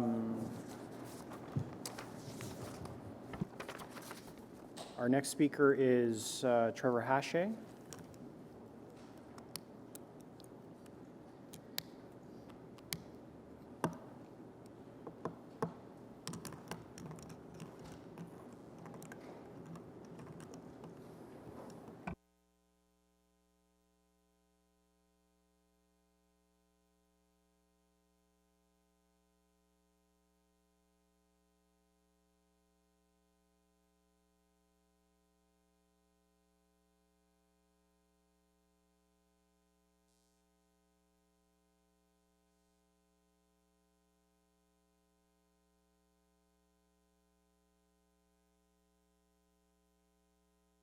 Good morning, Chair Blais and members of the Transportation Committee. I just wanted to start by indicating that I live in Canada South. I'm on the board of the Healthy Transportation Coalition, but I'm speaking today as an individual resident of Ottawa. We support the proposal to increase parking rates, but we would really like the city to increase them much more quickly and to a greater extent. To achieve greater policy consistency, the city should commit to increase parking rates by a minimum of 2.5% every year, as is the plan for transit fares. It's important to recognize that on-street metered 1 and 2 hour parking rates have been frozen since 2008. Scott mentioned this in his presentation, the staff presentation today. Over that same period of time, 80% is the rate at which transit fares have increased. These facts contradict the city's stated policy objectives, which include wanting to encourage people to ride transit more often and drive private automobiles less often. We also want to voice support for the motion that was presented today to invest in safe roads that don't have design failings in them that lead to people being killed. So certainly Vision Zero is an important goal. And we, just saw the motion today for the first time, but we're supportive of that, and I'll also have some remarks in support of Councillor Fleury's motion today, too. We certainly support the use of parking revenue to remove snow and ice off of sidewalks one more time throughout the winter. If I understand what staff are saying correctly, it will mean that snow will be removed from the sidewalks entirely once more often than would otherwise be the case. Though we do feel this is inadequate and that more use of parking revenue should be used this winter. We're talking about November. There could be snow on the ground in November. We need to see better sidewalks this winter. Obviously, many people with mobility challenges and frankly, many able-bodied people found the sidewalks to be in a very terrible state last year. We know that increasing the winter Maintenance standards would improve things, and we know that that takes money, and parking revenue could be used to support that better snow clearing of our sidewalks. And we would encourage the city to increase parking rates to do that. We support the use of parking revenue to install more bike parking throughout the city. We also support the proposal to hire a few more staff to help coordinate this bike parking. In 2017, we worked with Councillor Eglai to encourage the use of $30,000 in parking revenue to fund the installation of ring and post bike parking at bus stops. And that was funded as part of Budget 2018 decision-making. We then worked earlier this year with Councillor Menard, and he got support from staff for the idea that this $30,000 should be repeated in 2019 to secure more bike parking spots at bus stops. So this is one of the good things that parking revenue can be used for, to encourage residents of Ottawa to align with the city's stated policy objectives, which is to try to shift people toward more sustainable modes of transportation. The city should explore paying for bike parking for a bike sharing program within bike parking areas using parking revenue. Ottawa doesn't currently have a functioning bike sharing program, sadly. Councillor Fleury's motion would allow for a dividend to be paid for the city. Perhaps the city would desire to use some of that dividend toward reestablishing a bike sharing program. I can't for the life of me understand the rationale for providing free parking at municipal lots and in on-street paid parking areas on many evenings and weekends. This is a photo one Sunday morning recently. There's a lot of free parking in Ottawa in municipal lots. I would urge the city to end free parking on evenings and weekends. We know that there's consideration given to the fact that, well, you know, this sort of policy supports businesses, but we don't no charge transit use on Sundays and evenings, so I don't know why we do a no-charge approach to parking on Sundays and evenings. It seems contradictory to the city's stated policy objectives. We'd also like to support the removal of the veto, aka concurrence requirement that community associations and BIAs have been receiving in Wellington West and Hintonburg. We want these areas to start charging parking before the end of June 2020 at the very latest. Parking should also be charged in Old Ottawa South, where it is not currently being charged in some areas. The city should also consider charging $1 a day for people to park at park and ride facilities to help cover the cost of ongoing repairs of those facilities, to help cover the clearing of snow of those park and ride facilities. Perhaps if the city were spending less of that money and collecting zero user fees in that area and moved toward a way where they were collecting at least $1 a day from people parking there, the sidewalks could be cleared of snow better. Very finally, my last suggestion is that we'd like to see the city strongly consider creating an arm's length agency similar to Hydro Ottawa, where a dividend could be paid and the city could use those funds in support of sustainable modes of transportation. Thank you. Thank you very much. Are there any questions? Go ahead. Thanks very much, Chair Blake. So on the private parking fees, sort of looking for a small fee in private parking areas that could then help go towards municipally managed areas there, like snow clearing in front of the sidewalk. Is that the suggestion? Well, certainly we know there is a lot of free parking to be had in suburban areas of Ottawa and some very urban areas of Ottawa throughout the course of the week. I know in the mobility question that was asked related to the official plan, there was a question put to people filling out a survey whether they'd be supportive of a small fee being applied to privately run parking lots. So, you know, I live close to the Canada Centrum. There's hundreds, if not thousands, of free parking spots there all the time. I think if the city is to, you know, want to really achieve its objective of reducing private automobile use, that, you know, free parking should come to an end. So I wasn't totally sure on your question, but I understand what you're saying now. It's the parking lots that are currently free in front of malls, things like that. There would be a potential fee that could be remitted to the city for maintaining, for allowing that amount of parking. We'd love to see that, but also, you know, we'd love to see the city stop providing free parking in municipally owned parking facilities, evenings, weekends. Right, okay. I just wanted to clarify, because there's some paid parking now in the downtown core, for example, that are private parking lots, it's not the suggestion isn't as much on that side, it is on these other, okay. Well, certainly, we'd love to see the parking fees increased in the private lots as well. So if there's anything that could be done within the municipal tax structure, for example, property taxes, for example, could be increased on, privately run parking lots. I don't know the municipal act inside and out, so I don't know what the requirements are related to that, but certainly we think parking rates should be increased to encourage people to ride transit more often. Thank you very much. Thank you very much. Councillor El-Chantiry. Thank you, Mr. Chair. My question, did I hear you right say we should charge for the park and ride $1 for cars to park in a park and ride? Is that what What I'm suggesting is that we recognize that constructing those park and ride lots, which I personally have taken advantage of many times, costs a lot of money. We know in Canada North, for example, Ottawa Citizen published an article at one point that indicated that each parking spot being constructed cost tens of thousands of dollars because of the cost of the land and then the work that had to be done to build the parking lot. So there's also costs related to the removal of snow from park and ride facilities. $1 a day to park there would be probably the least expensive parking in the entire city. In terms of somewhere where parking is charged.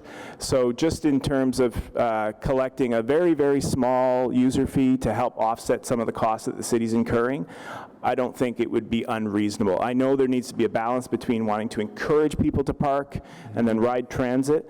I don't think $1 would deter many people. $1 a day, it's very minimal. But I thought all along we want people to park so there'll be less people on our road, and the repair on road will cost a lot more than have them parked there for the duration, and you'll have those number of thousands of cars off your road. So I thought environmentally, and it's a cleaner air if we don't have as many cars on the road, but suggest to charge $1. And what about if the charging $1 deter people from parking and the park and ride, and they start driving their car? Is that a win or is it a lose?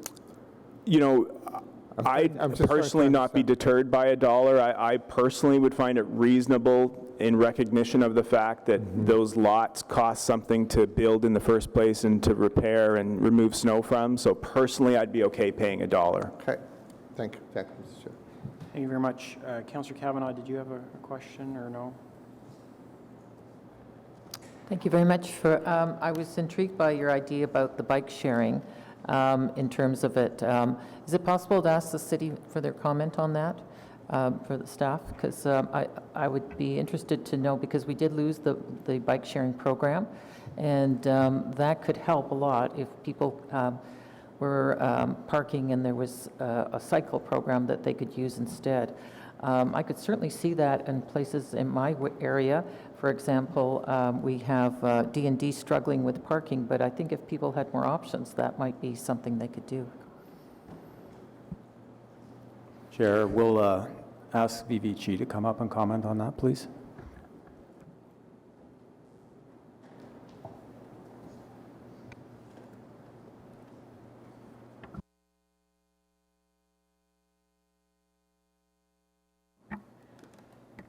Councillor, if you could just repeat that, because I had a conversation at the back. It was in regards to bike sharing programs and integrating them in with parking. The idea that if we had more bike sharing, people could park further away.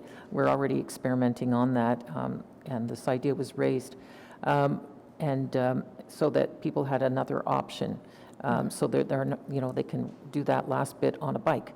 Having bike sharing programs, having it integrated into our parking strategy.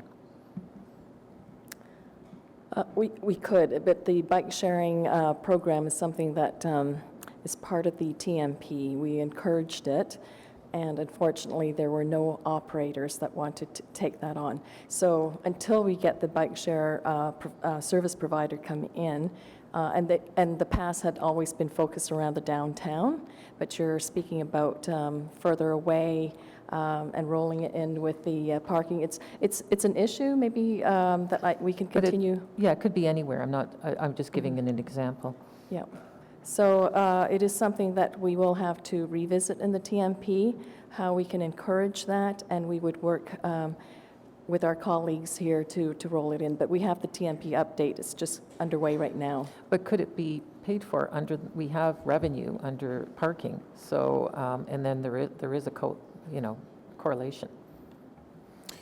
Chair, with the pending bike parking strategy coming, that is something that we've considered rolling into the scope of that to consider the operational impacts and how those would be potentially accommodated. Okay, thank you. Thank you very much.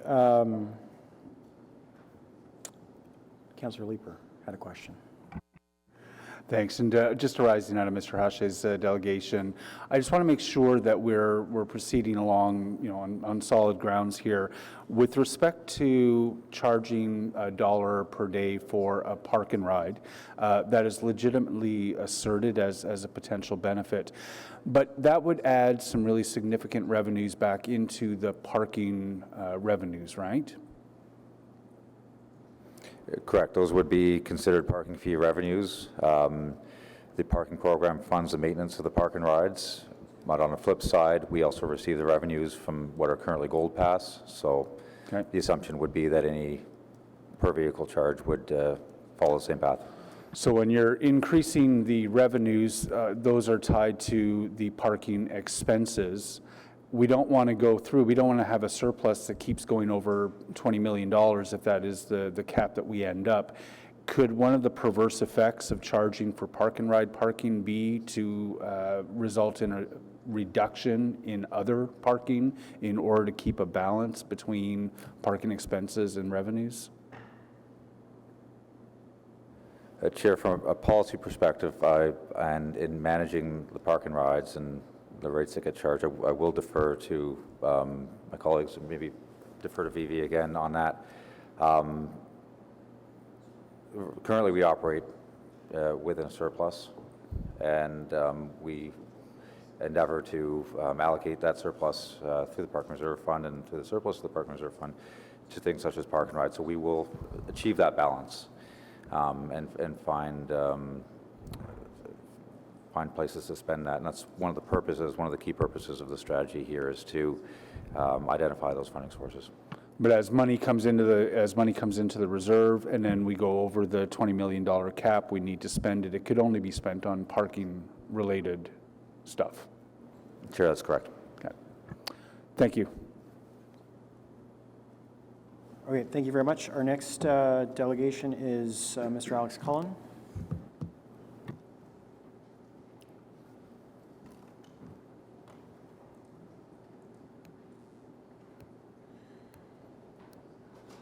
Thank you for joining us this morning, Mr. Cullen. I'll try to give you a wave when you've got 15 or 20 seconds left. Perfect. Thank you, Mr. Chairman. My name is Alex Cullen. I'm here representing the Federation of Citizens Associations. You are familiar with the FCA. We represent some 51 community associations in the City of Ottawa. And we are here because we have participated in the Municipal Parking Management Strategy Refresh exercise, and we're here in support of the recommendations that are found in the report. Specifically, the new procedure for determining new pay and display areas. We think using evidence-based studies through the local area parking study and having those studies come to this committee, which allows for public consultation, is superior to the former system that allows for a veto for community associations, BIAs, and the ward councillor. So even our groups are prepared to give up that veto. We also support the increase in the parking rates. It's been noted it's the first increase since 2008. We are particularly enthused, Mr. Chairman, that the use of these revenues to support sustainable modes of transportation. This is one of the objectives that you find in the municipal parking management strategy, that it is to support sustainable modes of transportation such as walking, cycling, and transit. We are particularly enthused, Mr. Chairman, to read in the report that while some of the funds may go to parking strategy, bike parking strategy and park and ride facilities, that there'll be additional snow clearance in the pay and display areas. As a matter of fact, that's an argument to extend pay and display because we would get better snow clearing service. So that is something that we think should be pursued, and we're glad to see it in the report. We also support the increase in parking rates as a means of meeting the Transportation Master Plan goals. This falls under the rubric of traffic demand management. Clearly, if we are to increase walking in this city, if we're to increase cycling, if we're to increase transit use, you do want to discourage automobile use, and what goes into the decision-making for drivers of vehicles is parking costs. So clearly, this is a tool that's in the traffic demand management kit. We hope to see a review of all those tools in the TMP, but we support this parking increase because we think that is consistent with your TMP goals. With respect to the governance review, we support the recommendation in the report for a municipal delivery model. That's option 1. We find that that particular option is more accessible to community groups as opposed to option 3. Option 3, there are other complications we'll hit on in a moment, but you're accessible here. We don't know how accessible a Hydro Ottawa model would be to citizens. Right now, Hydro Ottawa is not very accessible to the citizens of Ottawa, by the way. As also an issue of accountability. You are responsible for parking on our streets that we pay for. We can talk to you about it. It's not so much the same thing with the Hydro Ottawa model. The last thing that you should consider is you are approving a model here that has new procedure for determining new pay and display areas, a new procedure in determining the rate increase, new procedure in determining the parking reserve fund. If you go to a Hydro Ottawa model, you do not have that control.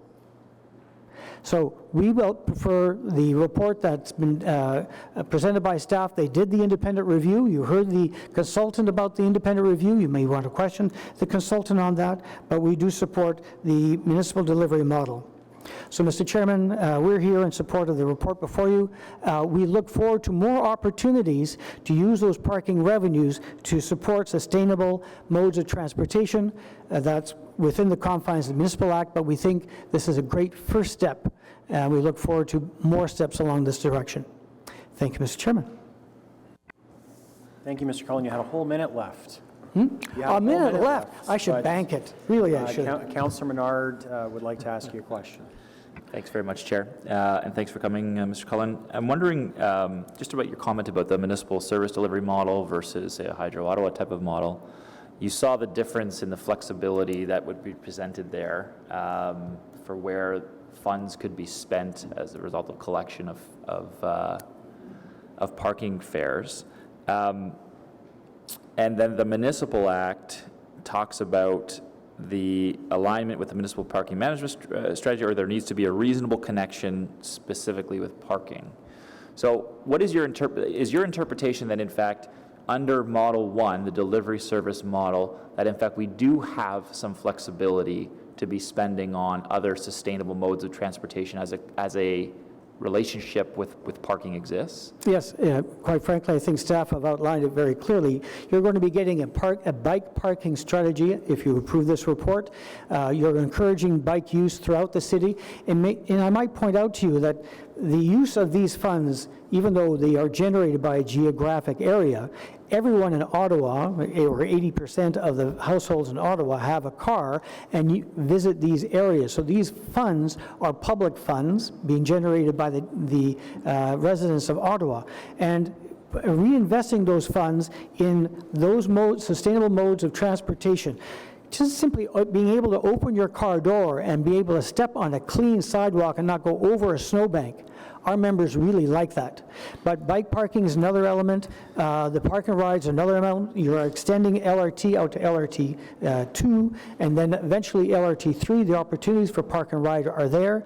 So we think that even though the dividend model, which Hydro Ottawa has, says you could use the money everywhere, anywhere, what we're talking about in terms of sustainable modes of transportation would eat up these funds anyway. There's lots of opportunity. And might I remind you that the dividends that come from Hydro Ottawa go into general revenues. where would the dividends from this corporation go? Okay, that's helpful. And you are aware we have had an expanding model of where the parking revenues can go. It wasn't always as flexible as Yes, things like park and rides for transit. I'd like to thank legal where we're heading. for joining the 21st century. Okay, very good on that. I guess I'll leave it there. Thank you very much. Thank you very much. Councillor Leeper has some questions. Thanks, and I think your presentation, Mr. Cullen, was really well put with respect to the advantages and the disadvantages of having a third-party corporate entity. And I just want to make sure, because if we did create an MSC, and Councillor Furry's motion puts that firmly on the table today to go down that path, we'd have flexibility to spend $2 or $3 million dividend every year on whatever council's priorities are. We could purchase 3 electric buses every year. We could build a new park every year. Why does the FCA consider that having that full flexibility to spend that dividend on council's priorities every year is not the appropriate path to go down? Councillor, there are 2 aspects. One is we like the ability to approach the people who are responsible for the municipal parking in the city through the situation that we have today, accessibility. So that's a very important issue. When we're able to raise parking concerns in our community, we've got someplace to go to as public, and that we can hold people accountable. Can't do that with a corporation. Secondly, you have the taxation system to meet the general needs, but the FCA is looking at the parking regime as part of traffic demand management, consistent with promoting the goals of the TMP. We see that the funds are there available to promote the things we hold dear. Vision Zero, by the way, the road safety motion that's coming forward, we think that's fantastic, and the use of those monies for that. And parking reserve and the parking revenues can't cover everything, but the fact that it can deal with Vision Zero, it can deal with snow clearing, it can deal with bike parking, it can deal with park and rides, if that eats it all up, hey, we've won. So we are happier with that model because we know those funds will go back to meet those needs. When you say it goes into general revenues, well, you know, we want to support the TMP. There are some aspects of the general revenues that do not support the TMP. So this is a bird in hand, and we'll stick with it. Happy with the handcuffs? Well, you folks are the hand. Thank you very much, Chair. Thank you very much, Mr. Leeper, and thank you, Mr. Cullen. Our next speaker is Randall Kemp.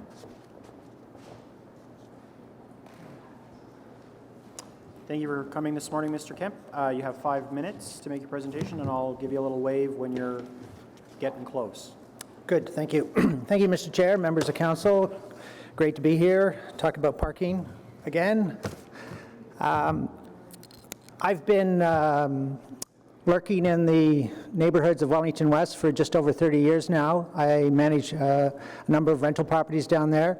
I had participated in almost every single parking study and parking exercise that has been done in our neighborhood. And consistently through every single one, I have supported pay parking. I support the recommendations in this report. I have some comments on some of them, and I do not support the allocation of the parking reserve fund as detailed. My first concerns, or questions actually, are with regards to the expenditures that are listed on page 4. Just a comment about the latter part of the expenditures, the installation and maintenance of bicycle parking facilities. Wellington West has over 300 post and ring bike racks. We don't need more post and ring bike racks. What we need is cycling infrastructure to get to those post and ring bike racks. I just want to make the point that the report calls for road and sidewalk maintenance and life cycle costs. Just to make sure that the members of this committee understand that commercial property taxes are already at 2.5 times the residential tax rate. A large single-family house in a residential neighborhood on a 50 by 100 lot would probably pay about $8,000, $9,000 in property taxes. That same building on Wellington Street is paying in excess of $28,000 in property taxes every year. I just want to make the point that if we are going to put funds towards maintaining and repairing our commercial main streets, that's in addition to the money that we are already paying in our property taxes, meaning we increase the level of service on our streets. And that is critically important because as the population ages, we are simply not going to be able to have the level of maintenance that we experienced last winter. It's unacceptable, and it is not it is not in the best interests of our citizens. Then the next one is the support and maintenance and operation of development and parking right facilities. I'd like to come back to that in a moment. And then the last comment with regards to the expenditures and other related initiatives to encourage the use of sustainable modes of transportation. I guess the problem I have with this one is that what does encourage mean? Encourage in the sense that we're going to build cycling infrastructure, that we're going to build safe intersections for our pedestrians, or does it mean that we're just going to put ads in newspapers encouraging people to bicycle? And then finally, which brings us back to the earlier line, the contributions to the Park and Reserve Fund. Right now, the report suggests that the excess in the Park and Reserve be dedicated towards park and rides, and then life cycle costs on curb, sidewalk, and parking lane. We're not talking chump change here. The Park and Reserve Fund currently has about $23.9 or $24 million in the account. We're 90 days from the end of the year. There's probably an additional maybe $3.5 million that is going to go on top of that $24 million. So there's going to be maybe $8 million worth of parking reserve excess funds available for expenditure. Post and ring bike rack would probably cost about $200. A parking spot in a park and ride would probably be in excess of $35,000 a spot. OC Transpo, or the current park and ride inventory currently has in excess of 9,000 free parking spaces. I do not believe that the funds from pay parking should be used to maintain and build new free parking. It is completely contrary to what this strategy is attempting to do. If we want to change the culture of our citizens to get around our city in other ways other than in their own little private automobiles, then we are going to have to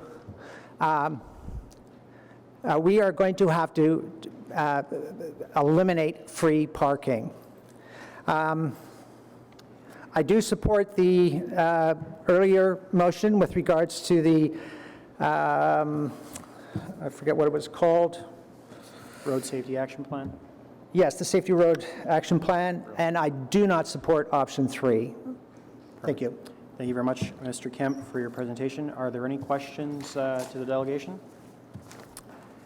Seeing none, thank you very much for coming out today.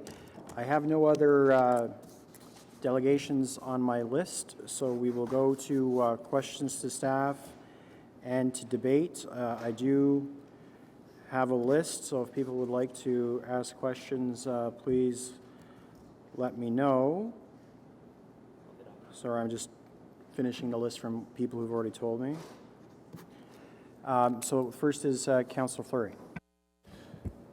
So I have questions on the report, and then I'm glad to dig a little deeper on the governance piece. But Scott, a couple of questions relating to, right now you're giving us a bottom and a ceiling relating to the reserve account.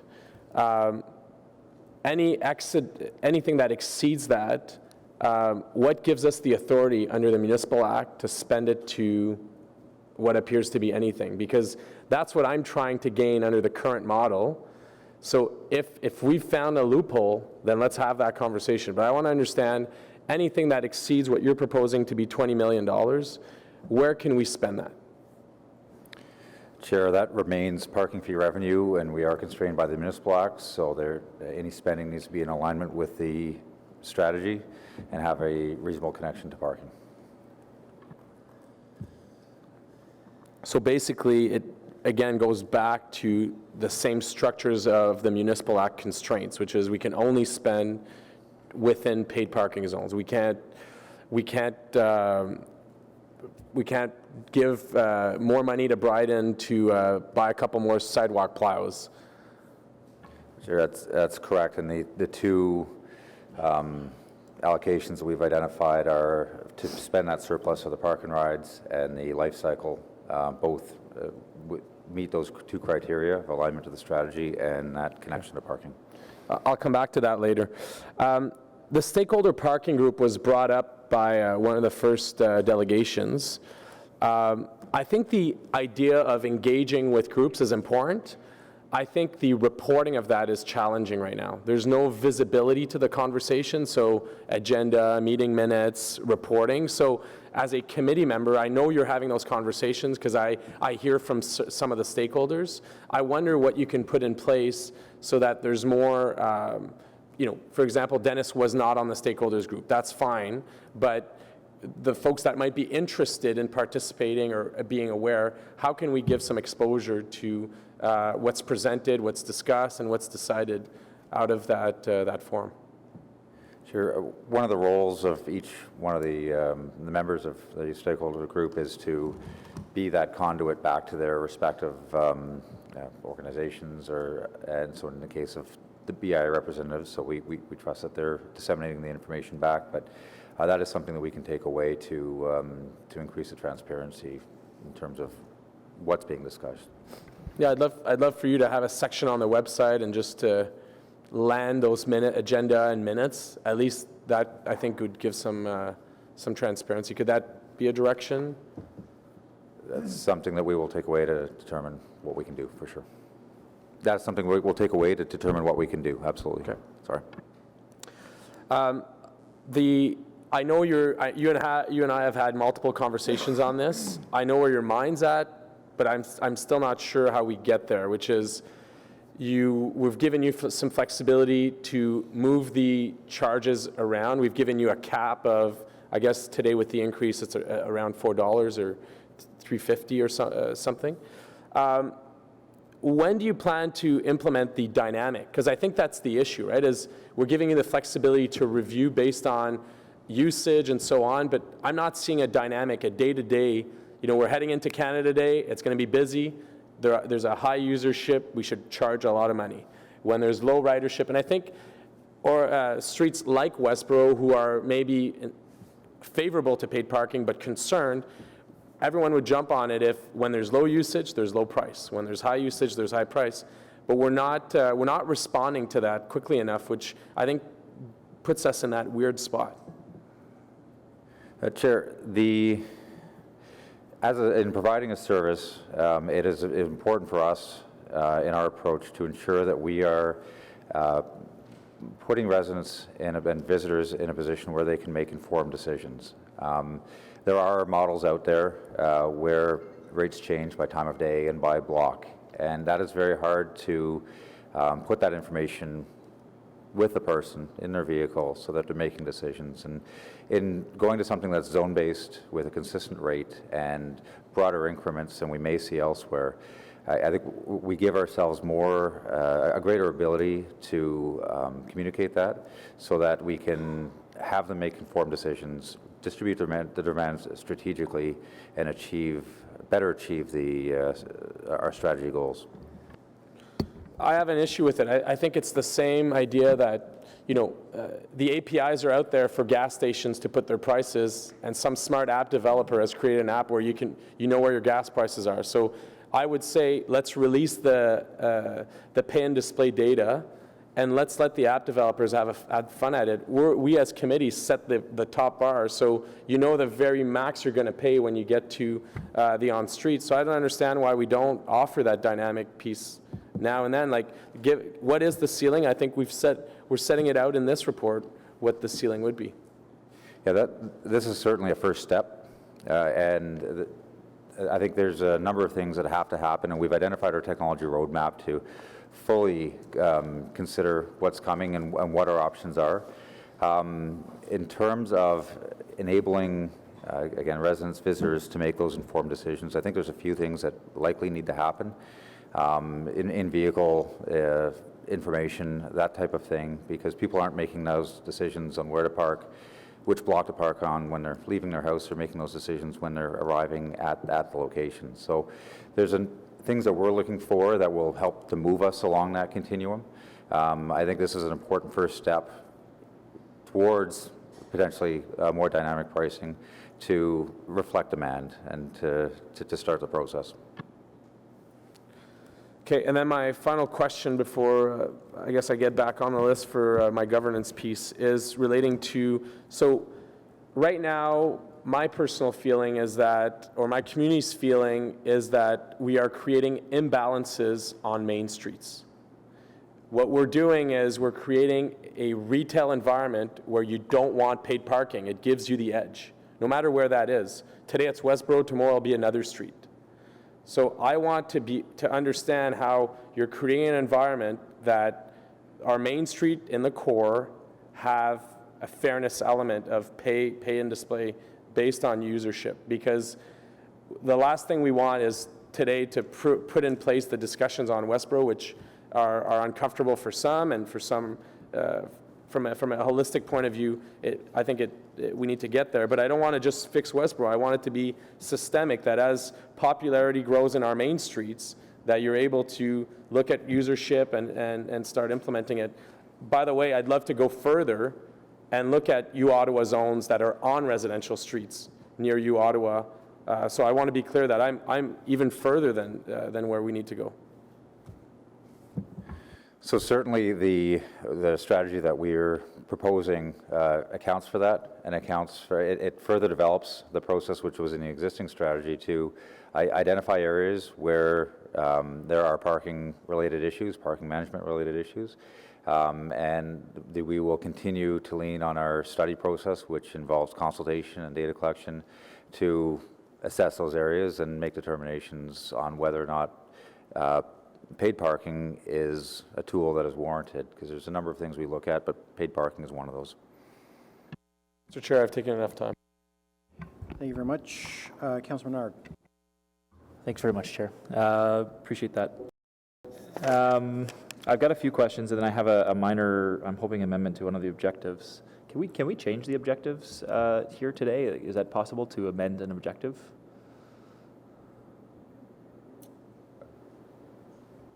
I guess that's a question to legal or the clerk.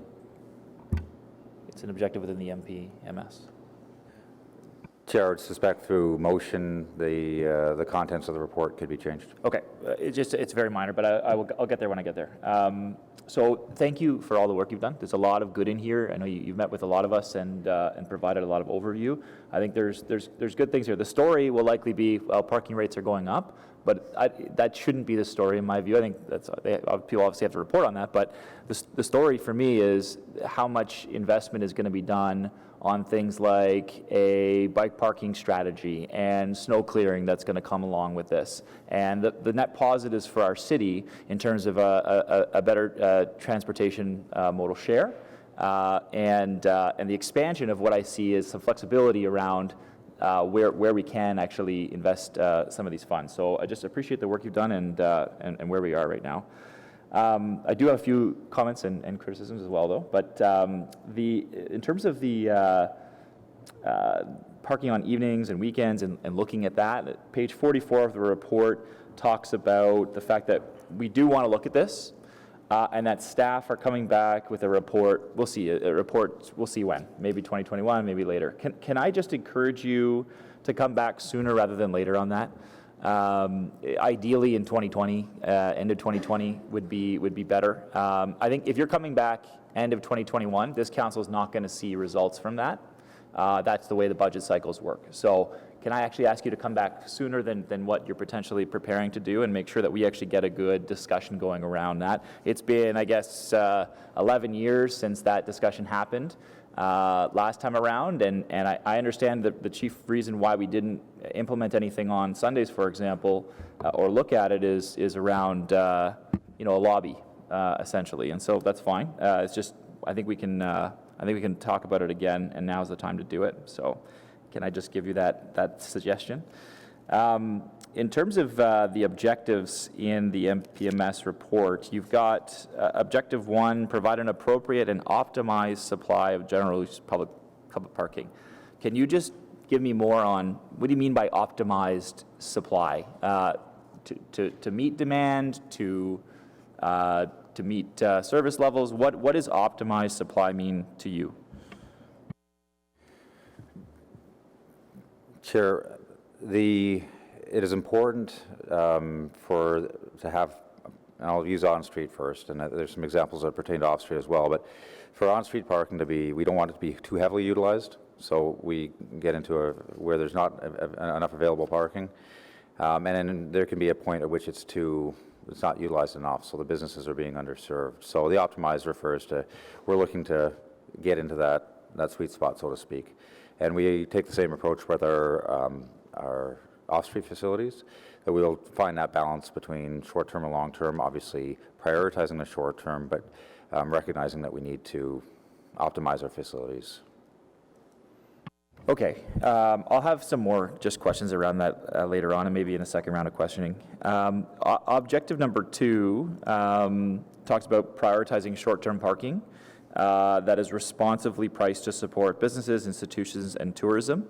I'd like to amend this objective and to add local communities in there. So it would be that prioritize short-term parking that is responsibly priced to support local communities, businesses, institutions, and tourism. It's just 2 words, Chair. I can write it out if you want, but it's just the 2 words going in to objective number 2. And now I'll definitely give them some more context. It speaks to several things. Dennis's presentation, I think, is clear around the need for local communities to be involved in this strategy. It does affect our local communities, what parking exists on their street nearby. Oftentimes it's them parking there and going to local businesses, whether, if it's paid or not. They're the ones that are engaging in it. And it also speaks to our stakeholder group. We've got community associations on our stakeholder group. We have three different community representatives there and 4 different BIAs. And so I just want to make sure we're not missing an entire group of folks here. This is not just about businesses. This is also about our local communities and where people park. So I'm hoping it's a friendly amendment around the table, but I just want to put that forward as well as part of the other motions that are going forward. Chair, I don't know if you want to consider that at the end of all this, or with your motion and Councillor Fleury's motion? Okay, I'll write it out. It's just 2 words, but I'll write it out. I'm going to continue. I'm not sure how much time I have left here. The on-demand work that you're doing. So instead of having sort of the dynamic pricing that other cities have implemented, you're saying that we're going to review these areas on a regular basis, and there could be increments of, was it 50 cents? Was that 50-cent increments that you would design to say, hey, in this area of Bank Street, there's high demand here at this time, so we need to increase this by 50 cents. Would the cap then go up from $4, or you're still saying, no, we have that hard $4 cap, that's the most it could be there, even if there is extremely high demand? I just want to be clarified on what that means. So that maximum rate, in this case the maximum on-street rate, is something that's defined within the budget every year. As we go through this process and initiate this process and implement this demand-based model, if the situation occurs that we were to increase rates to $4 in an area, we would respond accordingly and move the maximum rates, so we had that ability to, that continued flexibility to move the rates up further. We didn't want to presume that we would be raising rates, especially since we're only going to be going through one cycle next year. There wasn't a need to set the bar any higher than $4 an hour. Okay, so if demand warrants it, you're saying they could in fact go there. Is that sort of what I'm getting at? And it happened during the budget time. Okay. Correct. Because I mean, I had last committee meeting during a budget talked about looking at a 25-cent increase instead of a 50-cent increase, and there was concern then about doing something in the budget on that. But now we are going to be able to look at rates during a budget time. Is that clear? Okay. Just to clarify, the maximum rate is set during the budget time. Okay. So if I may, a hypothetical in that we will raise the rate in an area next year and it'd be at $4. So we, as part of the 2021 budget, would suggest to raise the maximum threshold to $4.50, so we have that flexibility in 2021 to raise it further if the demand supports it. Okay, thank you very much. I have, this is an important question for me around the reserve fund, and I guess the expanding definition of what is okay under the Municipal Act, or what we view as legally okay versus not, right? It was very thin before, and now we've expanded it, which I think is a good thing. And I also want to speak to Councillor Blaise's motion, because it does appear that we have multiple ways to work with this, right? So in Councillor Blaise's motion, which I support, it is saying, you know, we're going to be investing in projects that are currently underway that would be eligible to receive the funding under the Municipal Act, and that there can be a return of funds, an equivalent amount to the citywide reserve, which would normally be going to those projects, but it's going back to the citywide reserve. So ostensibly, the same principle could apply to multiple instances of projects that would meet the parking management strategy, but that may fall outside of what is a definition under the Municipal Act. And that's the key point for me around Councillor Fleury's motion as well. And my vote on that motion will entirely rest on this answer, because I don't want to go to a third-party system. But Councillor Fleury is putting this forward because we have such we've had such limited flexibility in where we can allocate those funds. And so for me, it seems that with Councillor Blaise's motion, there's an opportunity here for flexibility. Are you reading that the same way as I am? In proposing this new model and the new funding model, there was an opportunity that presented itself to allocate the surplus funds to current reconstruction projects, and those projects align with what is in the municipal parking management strategy and have that connection to parking because of the fact that paid parking exists there. If a similar instance were to occur again, then we would be able to allocate funds similarly. Okay, that's very, very helpful for me to know, and I think reinforces my support then for the option you've put forward of option one. I hopefully Councillor Fleury sees that as well, just because that's how I'll be voting on that motion based on what they've just said. So I have other. Do you want me to leave it there, Chair? Or do I have time? Or okay, I can come back. Okay, Councillor Kavanagh. Thank you very much, and thank you for all the work you've done on this. We're definitely moving forward. This week, we had a climate change strategy meeting with the sponsor group, and I have to ask, in terms of the climate change lens, how is it applied to this whole process? Because we're supposed to be reducing emissions by 80% to 100%, you know, in 30 years or so. And, you know, part of that is getting people out of their cars. Are we using a strategy in that respect? I just want to know if that's been taken into consideration. Sure. I believe it's reflected in the objectives, and there's a balance to be struck between promoting and supporting sustainable modes of transportation, but also ensuring economic viability and supporting the businesses and the tourism industries that exist. So, I mean, there are a number of things that we do. When we look at our long-term rates, we are providing parking through roughly 17 facilities in the city, and our objective there is to make those about short-term parking and dissuade the long-term parking at those facilities and dissuade the commuter parking that's associated with that. So there are some things we do, but it's at the end of the day about striking that balance between sustainable modes and viable business and economic development. Thank you.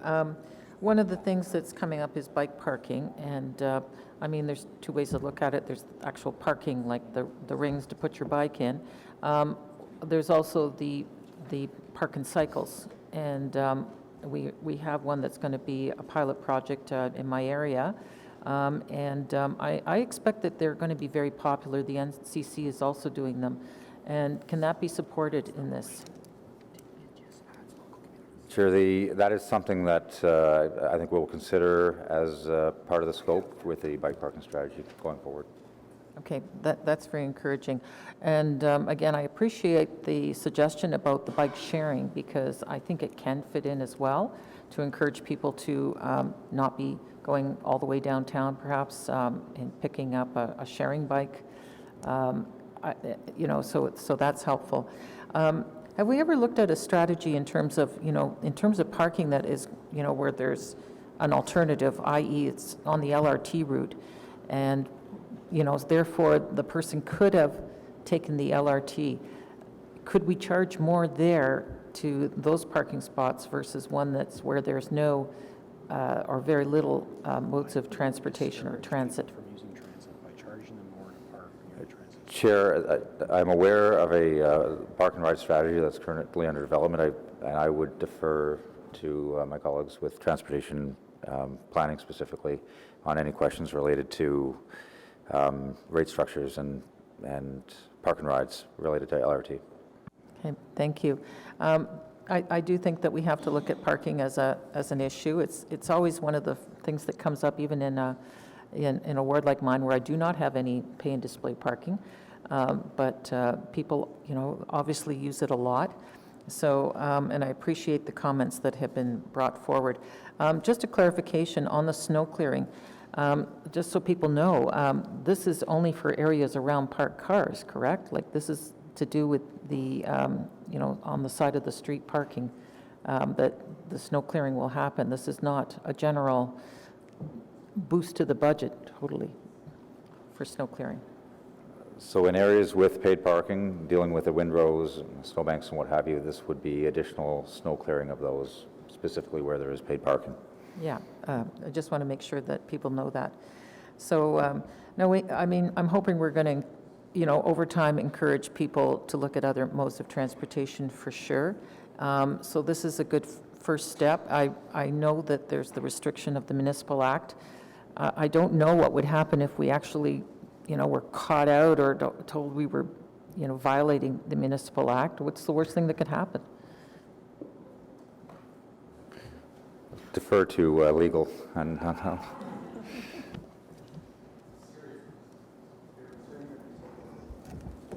We've provided advice to staff with regards to the Municipal Act requirements, and generally the parking management strategy complies with the Municipal Act. The costs are related to the services that are provided through that strategy, and if there's a deviation beyond that, then it would be considered indirect taxes. So that would be where a challenge would occur. And that's why the funds are kept in a separate reserve, is so that they're not commingled with general revenues, and that they can be used for the parking strategy purposes and those objectives. But what would happen if we cross the line? So that would open it up to a legal challenge. From the provincial government? Or it would, yeah, for the bylaw itself. Okay. Can we not ask the provincial government to be more flexible in terms of, we're not going to open it up wide, but there's obviously an appetite for other forms of transportation, and it could be used exclusively for that. Have we ever investigated that? Well, there's been challenges all the way up to the Supreme Court on this matter, so it's pretty clear law that the fee has to be connected to the service provided. Otherwise, it's considered an illegal indirect tax. Okay, thank you very much. Thank you, Councillor. Councillor Leeper. Thanks, Chair. Thank you. First off, it feels like, Scott, you and I have been talking about parking for a good 3 years now. Obviously, I think part of the reason we're sitting here today is because of, I think it was Councillor Eagle-Eye in the last term of council who questioned why paid parking wasn't going into Wellington West and Westboro. And here we are changing the framework for parking that will probably lead to paid parking in Westboro and West Wellington. And I'm supporting today's report and removing what I've been calling the veto from councillors' hands, community associations and BIAs with eyes wide open to where this is likely going. I do have some questions that might suggest tweaks to the regime, but I'm not sure that they do.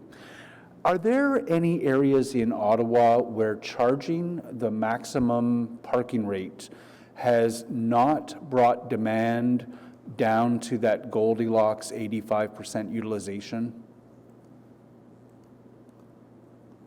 So with the maximum on-street rate being $3 an hour right now, we do have some areas where we see high utilization.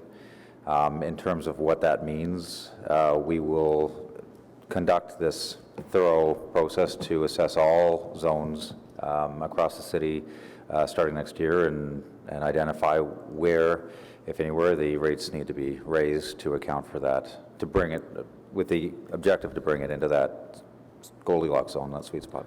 I'm wondering at that $4 number, that doesn't give you a ton of wriggle room, and I wonder what kind of analysis went into ascertaining that $4 is the right number so that if you needed to go to the maximum in order to manage demand down to that sweet 85% spot, that's going to be the right number as opposed to asking for $4.50 or $5. Is that just a political consideration? No, so the maximum on-street rate is set within the budget every year, and we would have the ability, if we wound up at $4 somewhere, to explore raising that maximum further in subsequent years to create that flexibility, and that would be the goal. So by adopting today's report, we're not handcuffing you with respect to having the flexibility to implement the maximum pricing you need in order to achieve the outcome that you're looking for? No, the maximum is determined and approved as part of budget each year. Okay. Now, one area where there is a really big gap between one number and the next is with respect to removing paid parking. And my understanding is that paid parking has been removed when it wasn't achieving the objective that we were seeking. I believe the report would say that you would consider removing paid parking for an area if utilization fell to 50%, or the amount charged is $1. So by the time we get to, you know what, we're only charging $1 an hour, it's still only 50% used, that's the threshold at which you would contemplate removing paid parking. That's correct. It wouldn't be an automatic process, but the consideration would be given. And I noticed the word consideration in the report as doing that. That's a really big difference from, you know what, our paid parking study says, you know, we're over the 85% utilization. We're going to implement paid parking, but if that was a mistake and parking started to fall and even, you know, a couple bucks an hour brought us down to 60%, do you need more flexibility to remove parking if it turns out to have been implemented in light of factors we hadn't considered? Considering a couple things. First of all, if we were to implement paid parking in a new area, we would not necessarily, or consideration would be given to introducing it at not at the maximum rate, but it's location specific. And also that we are endeavoring to undertake this review twice a year. The amount of time it would take to account for that and correct for that wouldn't be years or years and years. It would happen in a shorter period of time. When we've removed paid parking from an area in past, and this is an important part of what I'm telling community stakeholders, is, you know what, I mean, our goal is not to get revenue. Our goal is to manage parking so that there is parking available for local businesses, which in Wellington West and Westboro we hear about all the time. They want to know that if it was a mistake, that the paid parking will come out. where paid parking has come out, can you give me some color around what happened there? Absolutely. So there is an area in Vanier. We did a local area parking study. So paid parking existed from the river, not quite as far as Saint Laurent, but Granville, I think, roughly.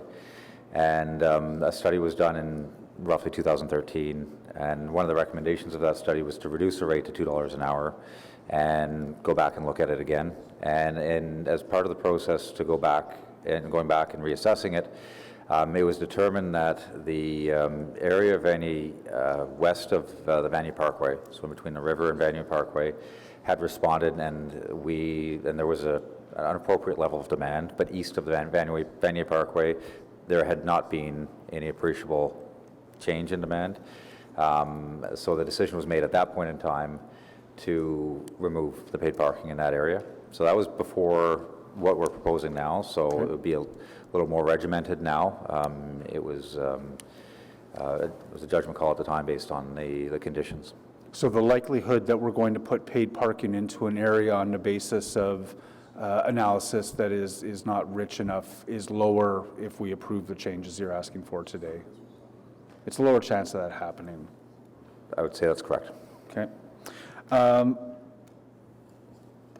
In the report in the section on environmental sustainability, one of the key business KBIs, key business indicators that you're proposing to report on every year is the number of bike spots, but I think you've specifically said you're not going to report on utilization of those bike spots.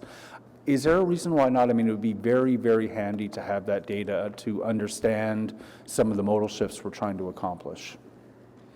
I envision that bike parking utilization is going to be a deliverable coming from the bike parking strategy. Okay, perfect.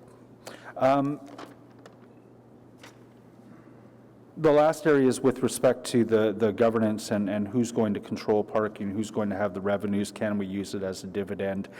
Have we calculated, once you include the overhead of a municipal services corporation, it's board meetings, it's executive, it's staff, what kind of impact would that have on the amount of surplus revenues that are being returned to the city?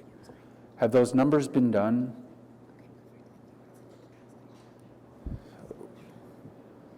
We have not engaged in a thorough analysis of that. We have identified, however, that, I mean, there would be currently within parking services, we leverage shared services or finance, legal services within the city. So there would be a requirement for additional resources within an arm's length entity, board members, leased space. There are costs in terms of what that exact number is. We don't have that. Okay, because my assumption is that the parking revenues being returned back to the city after expenses would be diminished as a result of setting up the overhead associated with a third-party entity. That's our expectation. Yeah, but we don't have the exact amount of that. One piece, and I think this is a question for maybe legal, that I am really pleased to see that you are proposing to put together a technology roadmap. Who's going to put that roadmap together?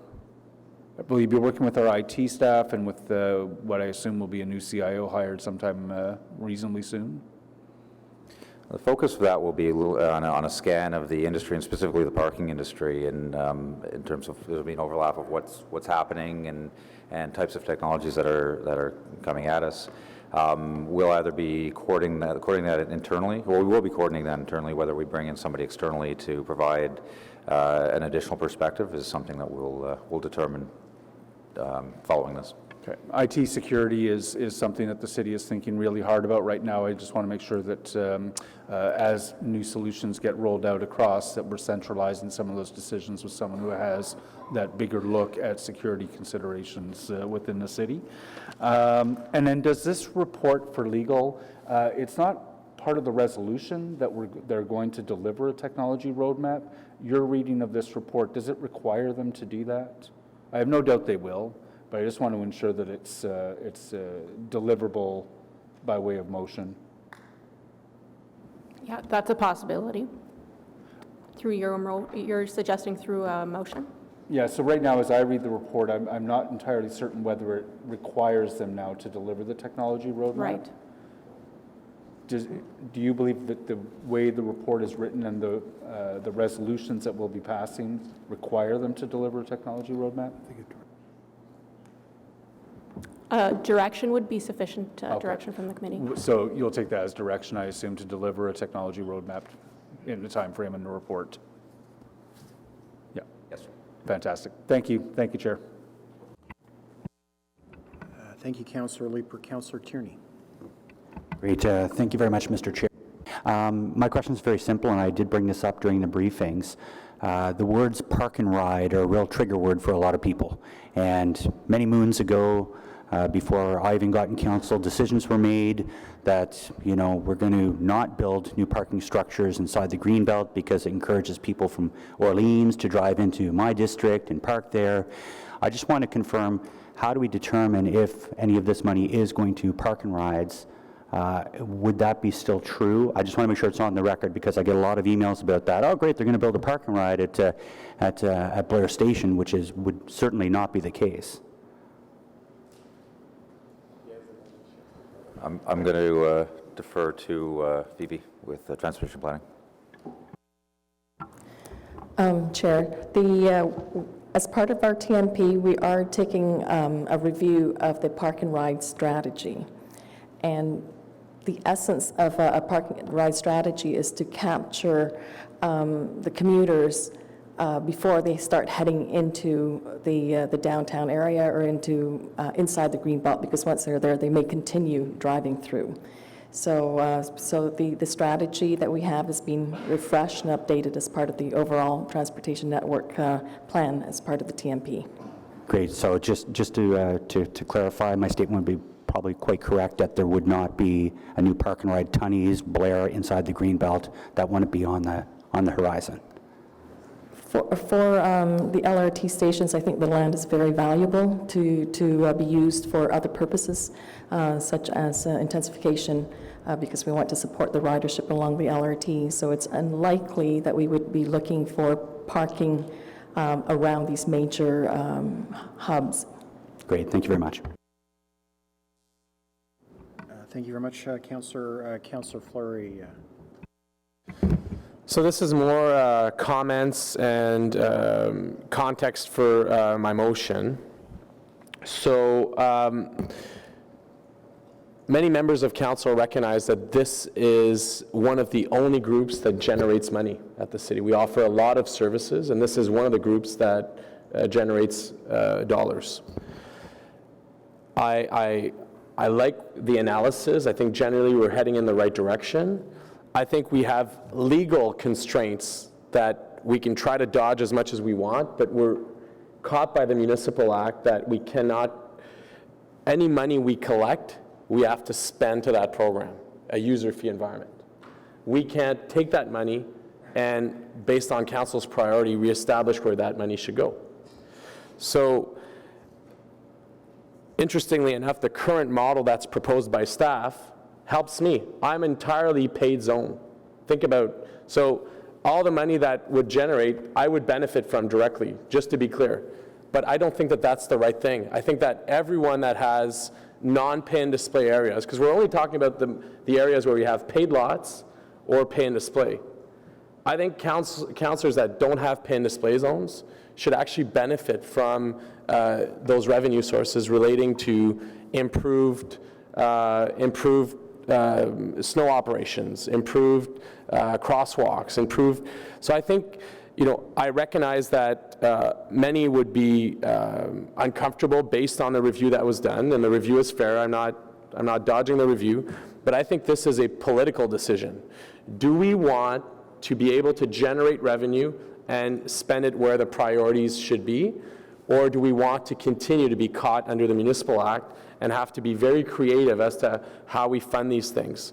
I think that we would do best to set council priorities and spend that money there. So, vote as you wish, but I think the motion sets out the context that if you don't have pay and display and you want council priorities to dominate where we're investing, then that is a tool that we can use. I also think that we are not progressive enough relating to the dynamic elements of paid zones. I think we should really be in paid lots and on-street parking, be a lot more active to the period of the year and be more data focused and quick on the data response. Right now we're setting up models where the research and the analysis needs to be done, and yes, it will be adapted, but we're not responsive enough. So by the time the results come in, things around us have shifted. Think of when the analysis was done prior to Lansdowne, and then Lansdowne comes in and we move things around. Well, that could continuously bring some changes into the system. So I would agree with, I think, every speaker that we're heading in the right direction. I just wish we'd gone further.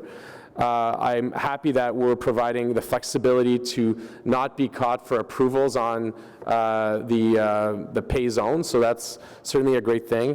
And I would certainly recommend to committee to consider my motion if you want council's priority to dominate where we're spending those revenue dollars. If not, we're still doing the right thing and we're adding some flexibility, but rest assured it'll be in zones that are paid zones already, which I happen to be included. Thank you very much, Councillor Fleury. Councillor Hubley. Thank you, Mr. Chair.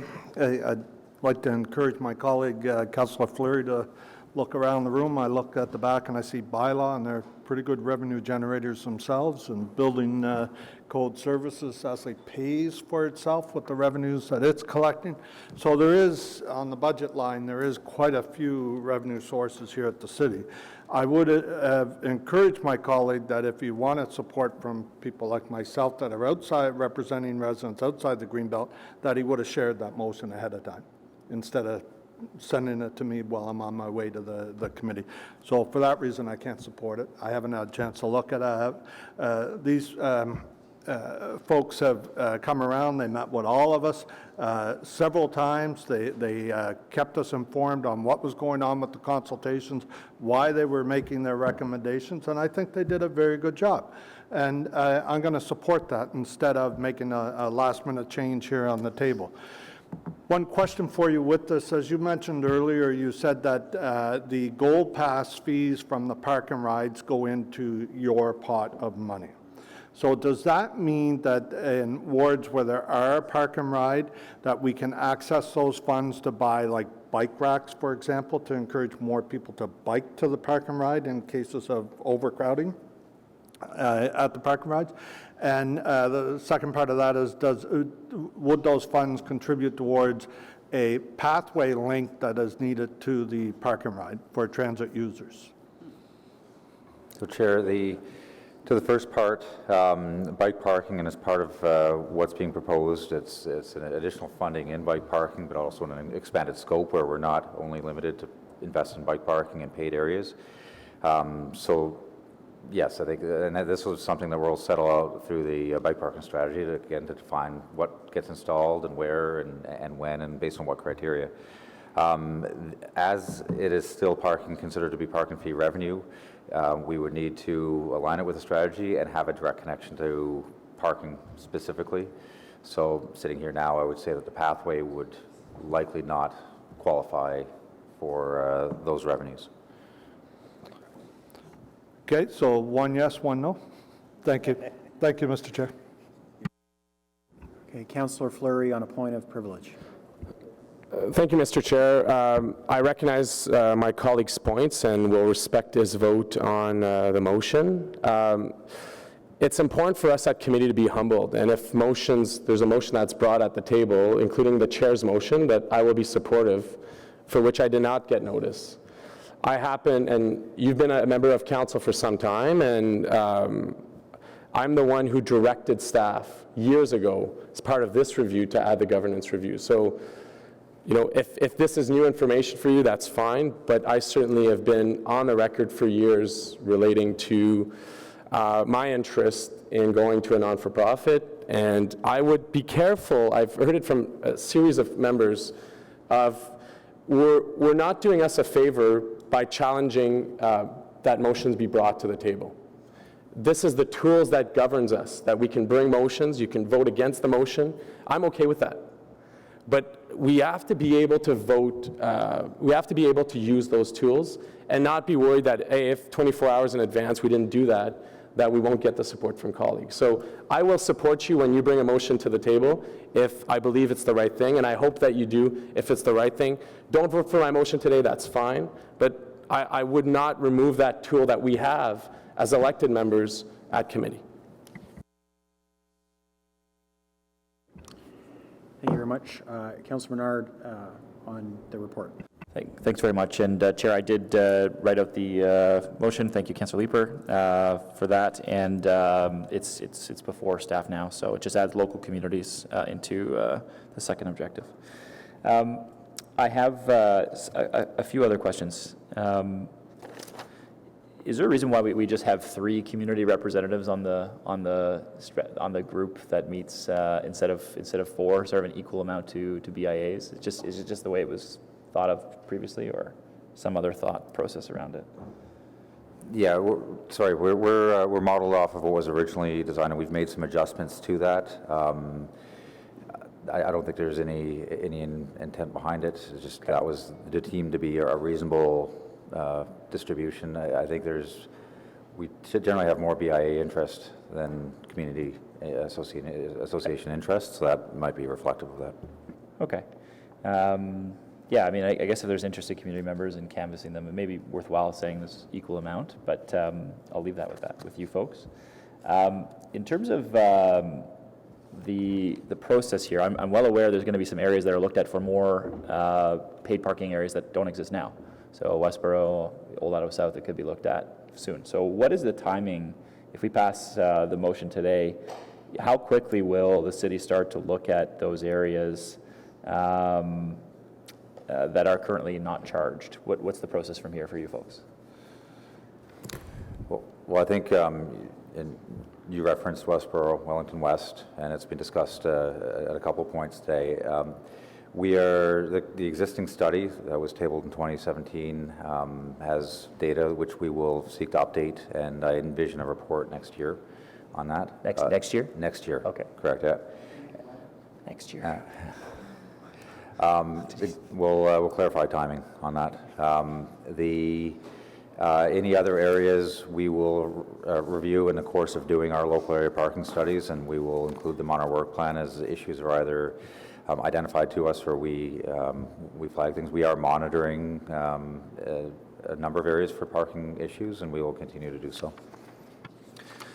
Some of this fund, so under the funding model review and some of the proposed outcomes that we've talked about, you've got funds going into things like bike share programs, potential planned installations of bike parking, clarified scope to road services, winter, non-winter maintenance. Most of this is where there's paid parking already. So if there's a paid parking, they're going to get some extra funds to help plow that street, maybe plow the bike lanes that weren't previously plowed as a result of what we're looking at now. But that additional funding, does that then free up some space? Because previously it was funded, right? Does that free up some space to be able to plow residential sidewalks or, give Mr. Denise some more flexibility on other areas that may not have had the funding previously? Is it going to be used as an offset, or is it going to be used as an increase in service that wasn't there before on those roads? I just want to clarify what we have a bucket of money that we spend on road clearing every year and bike lanes and other sidewalk clearing, and so I just want to know how that'll happen.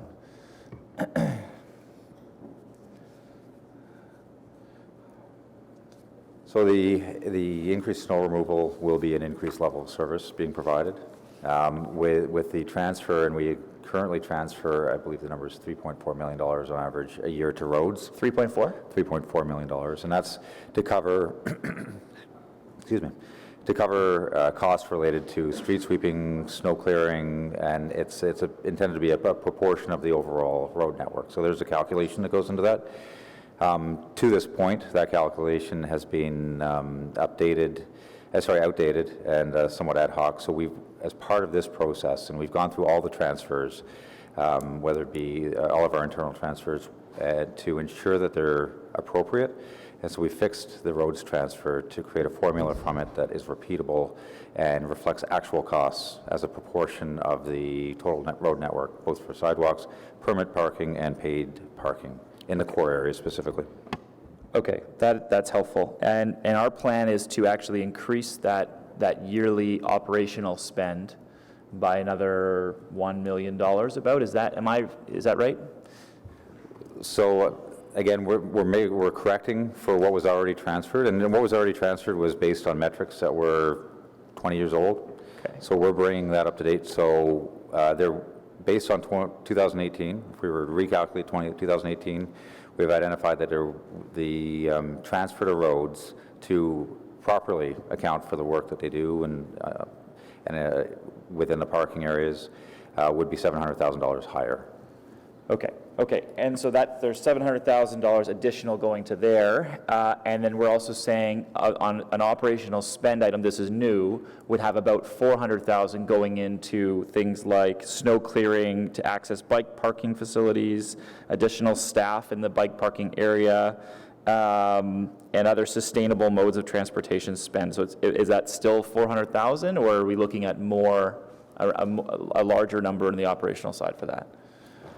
On the operational side, that's what we've identified, or that's what we've estimated at this point in time. Okay, thank you. That's helpful as well. I'll leave it there. Thanks. Thank you very much. Does anyone else have anything to say? No? Okay. Well, I will share a few thoughts. I want to thank our staff for the hard work that they've put in over the last year and a half, 2 years to develop the strategy. I know that it's taken a huge team, quite a lot of time, and it's also cost the city quite a lot of money to prepare this report. And so I would urge members of the committee to consider that carefully as they make their decisions today. Obviously, I support my motion to use the funds that are returned to invest in road safety. I think it is a good mechanism that we can use as the surplus changes over time. I think we need to be cautious about trying to bank operational money with the surplus. The surplus might not always be there, and if we create an operational burden on a source of funds that is not stable, that could lead to other challenges into the future. And that's the main reason why I don't support Councillor Fleury's motion at this time, because there is just not any guarantee that if we use those funds that are provided through the flexibility of the corporation, that we become reliant on money that might not always be there. If we look into the future, the parking reserve may need to be used to build new paid parking spaces, and so therefore the account might and is probably likely to drop below the $20 million maximum in this term of council, if not shortly thereafter, based on what's on the horizon. Could staff comment very quickly on Councillor Menard's motion on changing or adding the word community to the objectives of the strategy?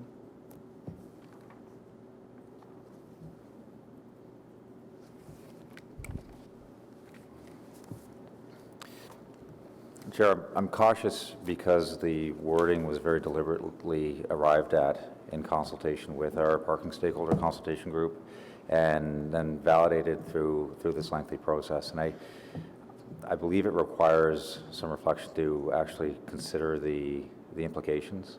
And I'm trying to be fair to the consultation process that occurred. It's not as easy, and I understand it's adding in a couple words, but I'm wary of the implications, and again, respecting the consultation process. What kind of effort would it take to consult with those who we've consulted with to get a sense of their feelings? No, I think that could be done relatively easily. It's just it's something that I would require a little bit more time, but not a lot more time to determine our recommendation on whether it's something that fits. Just on that, maybe can I give notice then to come back, or would it be out of order then? One second.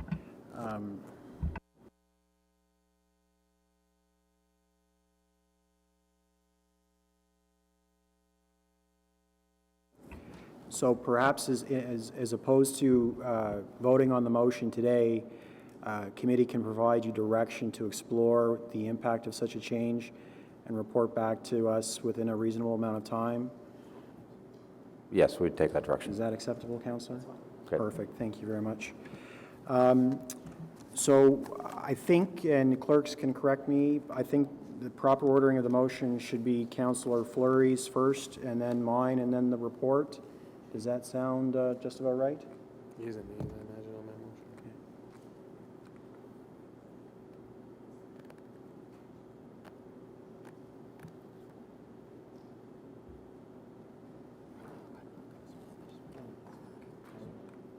That sounds about right? Yes, that's Okay. correct, Chair, sorry. Perfect, thank you very much. So on the first amendment, or the first motion from Councillor Fleury, he's asked for yeas and nays, and this is to move to a municipal corporation to manage parking. Okay. Councillor Dudas. No. Councillor El Shantiri. No. Councillor Fleury. Oui. Councillor Menard. No. Councillor Derouz. No. Councillor Hubley. No. Vice Chair Leeper. No. And Chair Blais. No. Lost. Thank you very much. On the next motion, the motion from myself on moving the surplus to existing projects and using that returned revenue for the Road Safety Action Plan. Carried. Thank you very much. And on the report from staff? Carried. Thank you very much. Thank you for all of your hard work.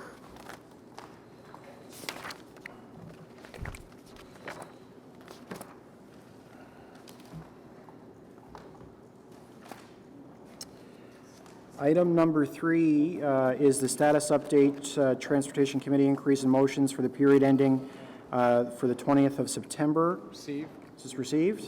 Received. Thank you very much. There is one councillor's item, Femi Laporte and Cardinal Creek Drive speed limit reduction, that the Transportation Committee recommended council reduce the speed limit on Femi Laporte Avenue and Cardinal Creek Drive from 50 kilometers an hour to 40 kilometers an hour for the entire length of these roads. Carried. Wonderful. Thank you very much. Can I have a motion to pull the IPD? There are no in-camera items. We have an IPD about traffic calming on King Edward. Councillor Fleury. Mr. Chair, would it be possible to refer this item to the agenda for next transportation, just to allow my community to properly be informed and as well as participate? Yes. Moved and carried. Perfect. Thank you very much. Are there any notices of motion for future meetings? None. Any inquiries? Councillor Kavanagh. Thank you very much. Yes, I have an inquiry regarding statement by the mayor on September 24th relating to the Prince of Wales Bridge, that it is not the right choice for a light rail transit connection, considering the city originally planned a rail line to be extended across the bridge. I have the following question. On what basis were we provided that this would be no longer an option to have the bridge as a viable plan? Thank you very much, Councillor. We do have a presentation next month relating to this issue, I do believe. But thank you for the inquiry. Is there any other business? Seeing none, are we adjourned?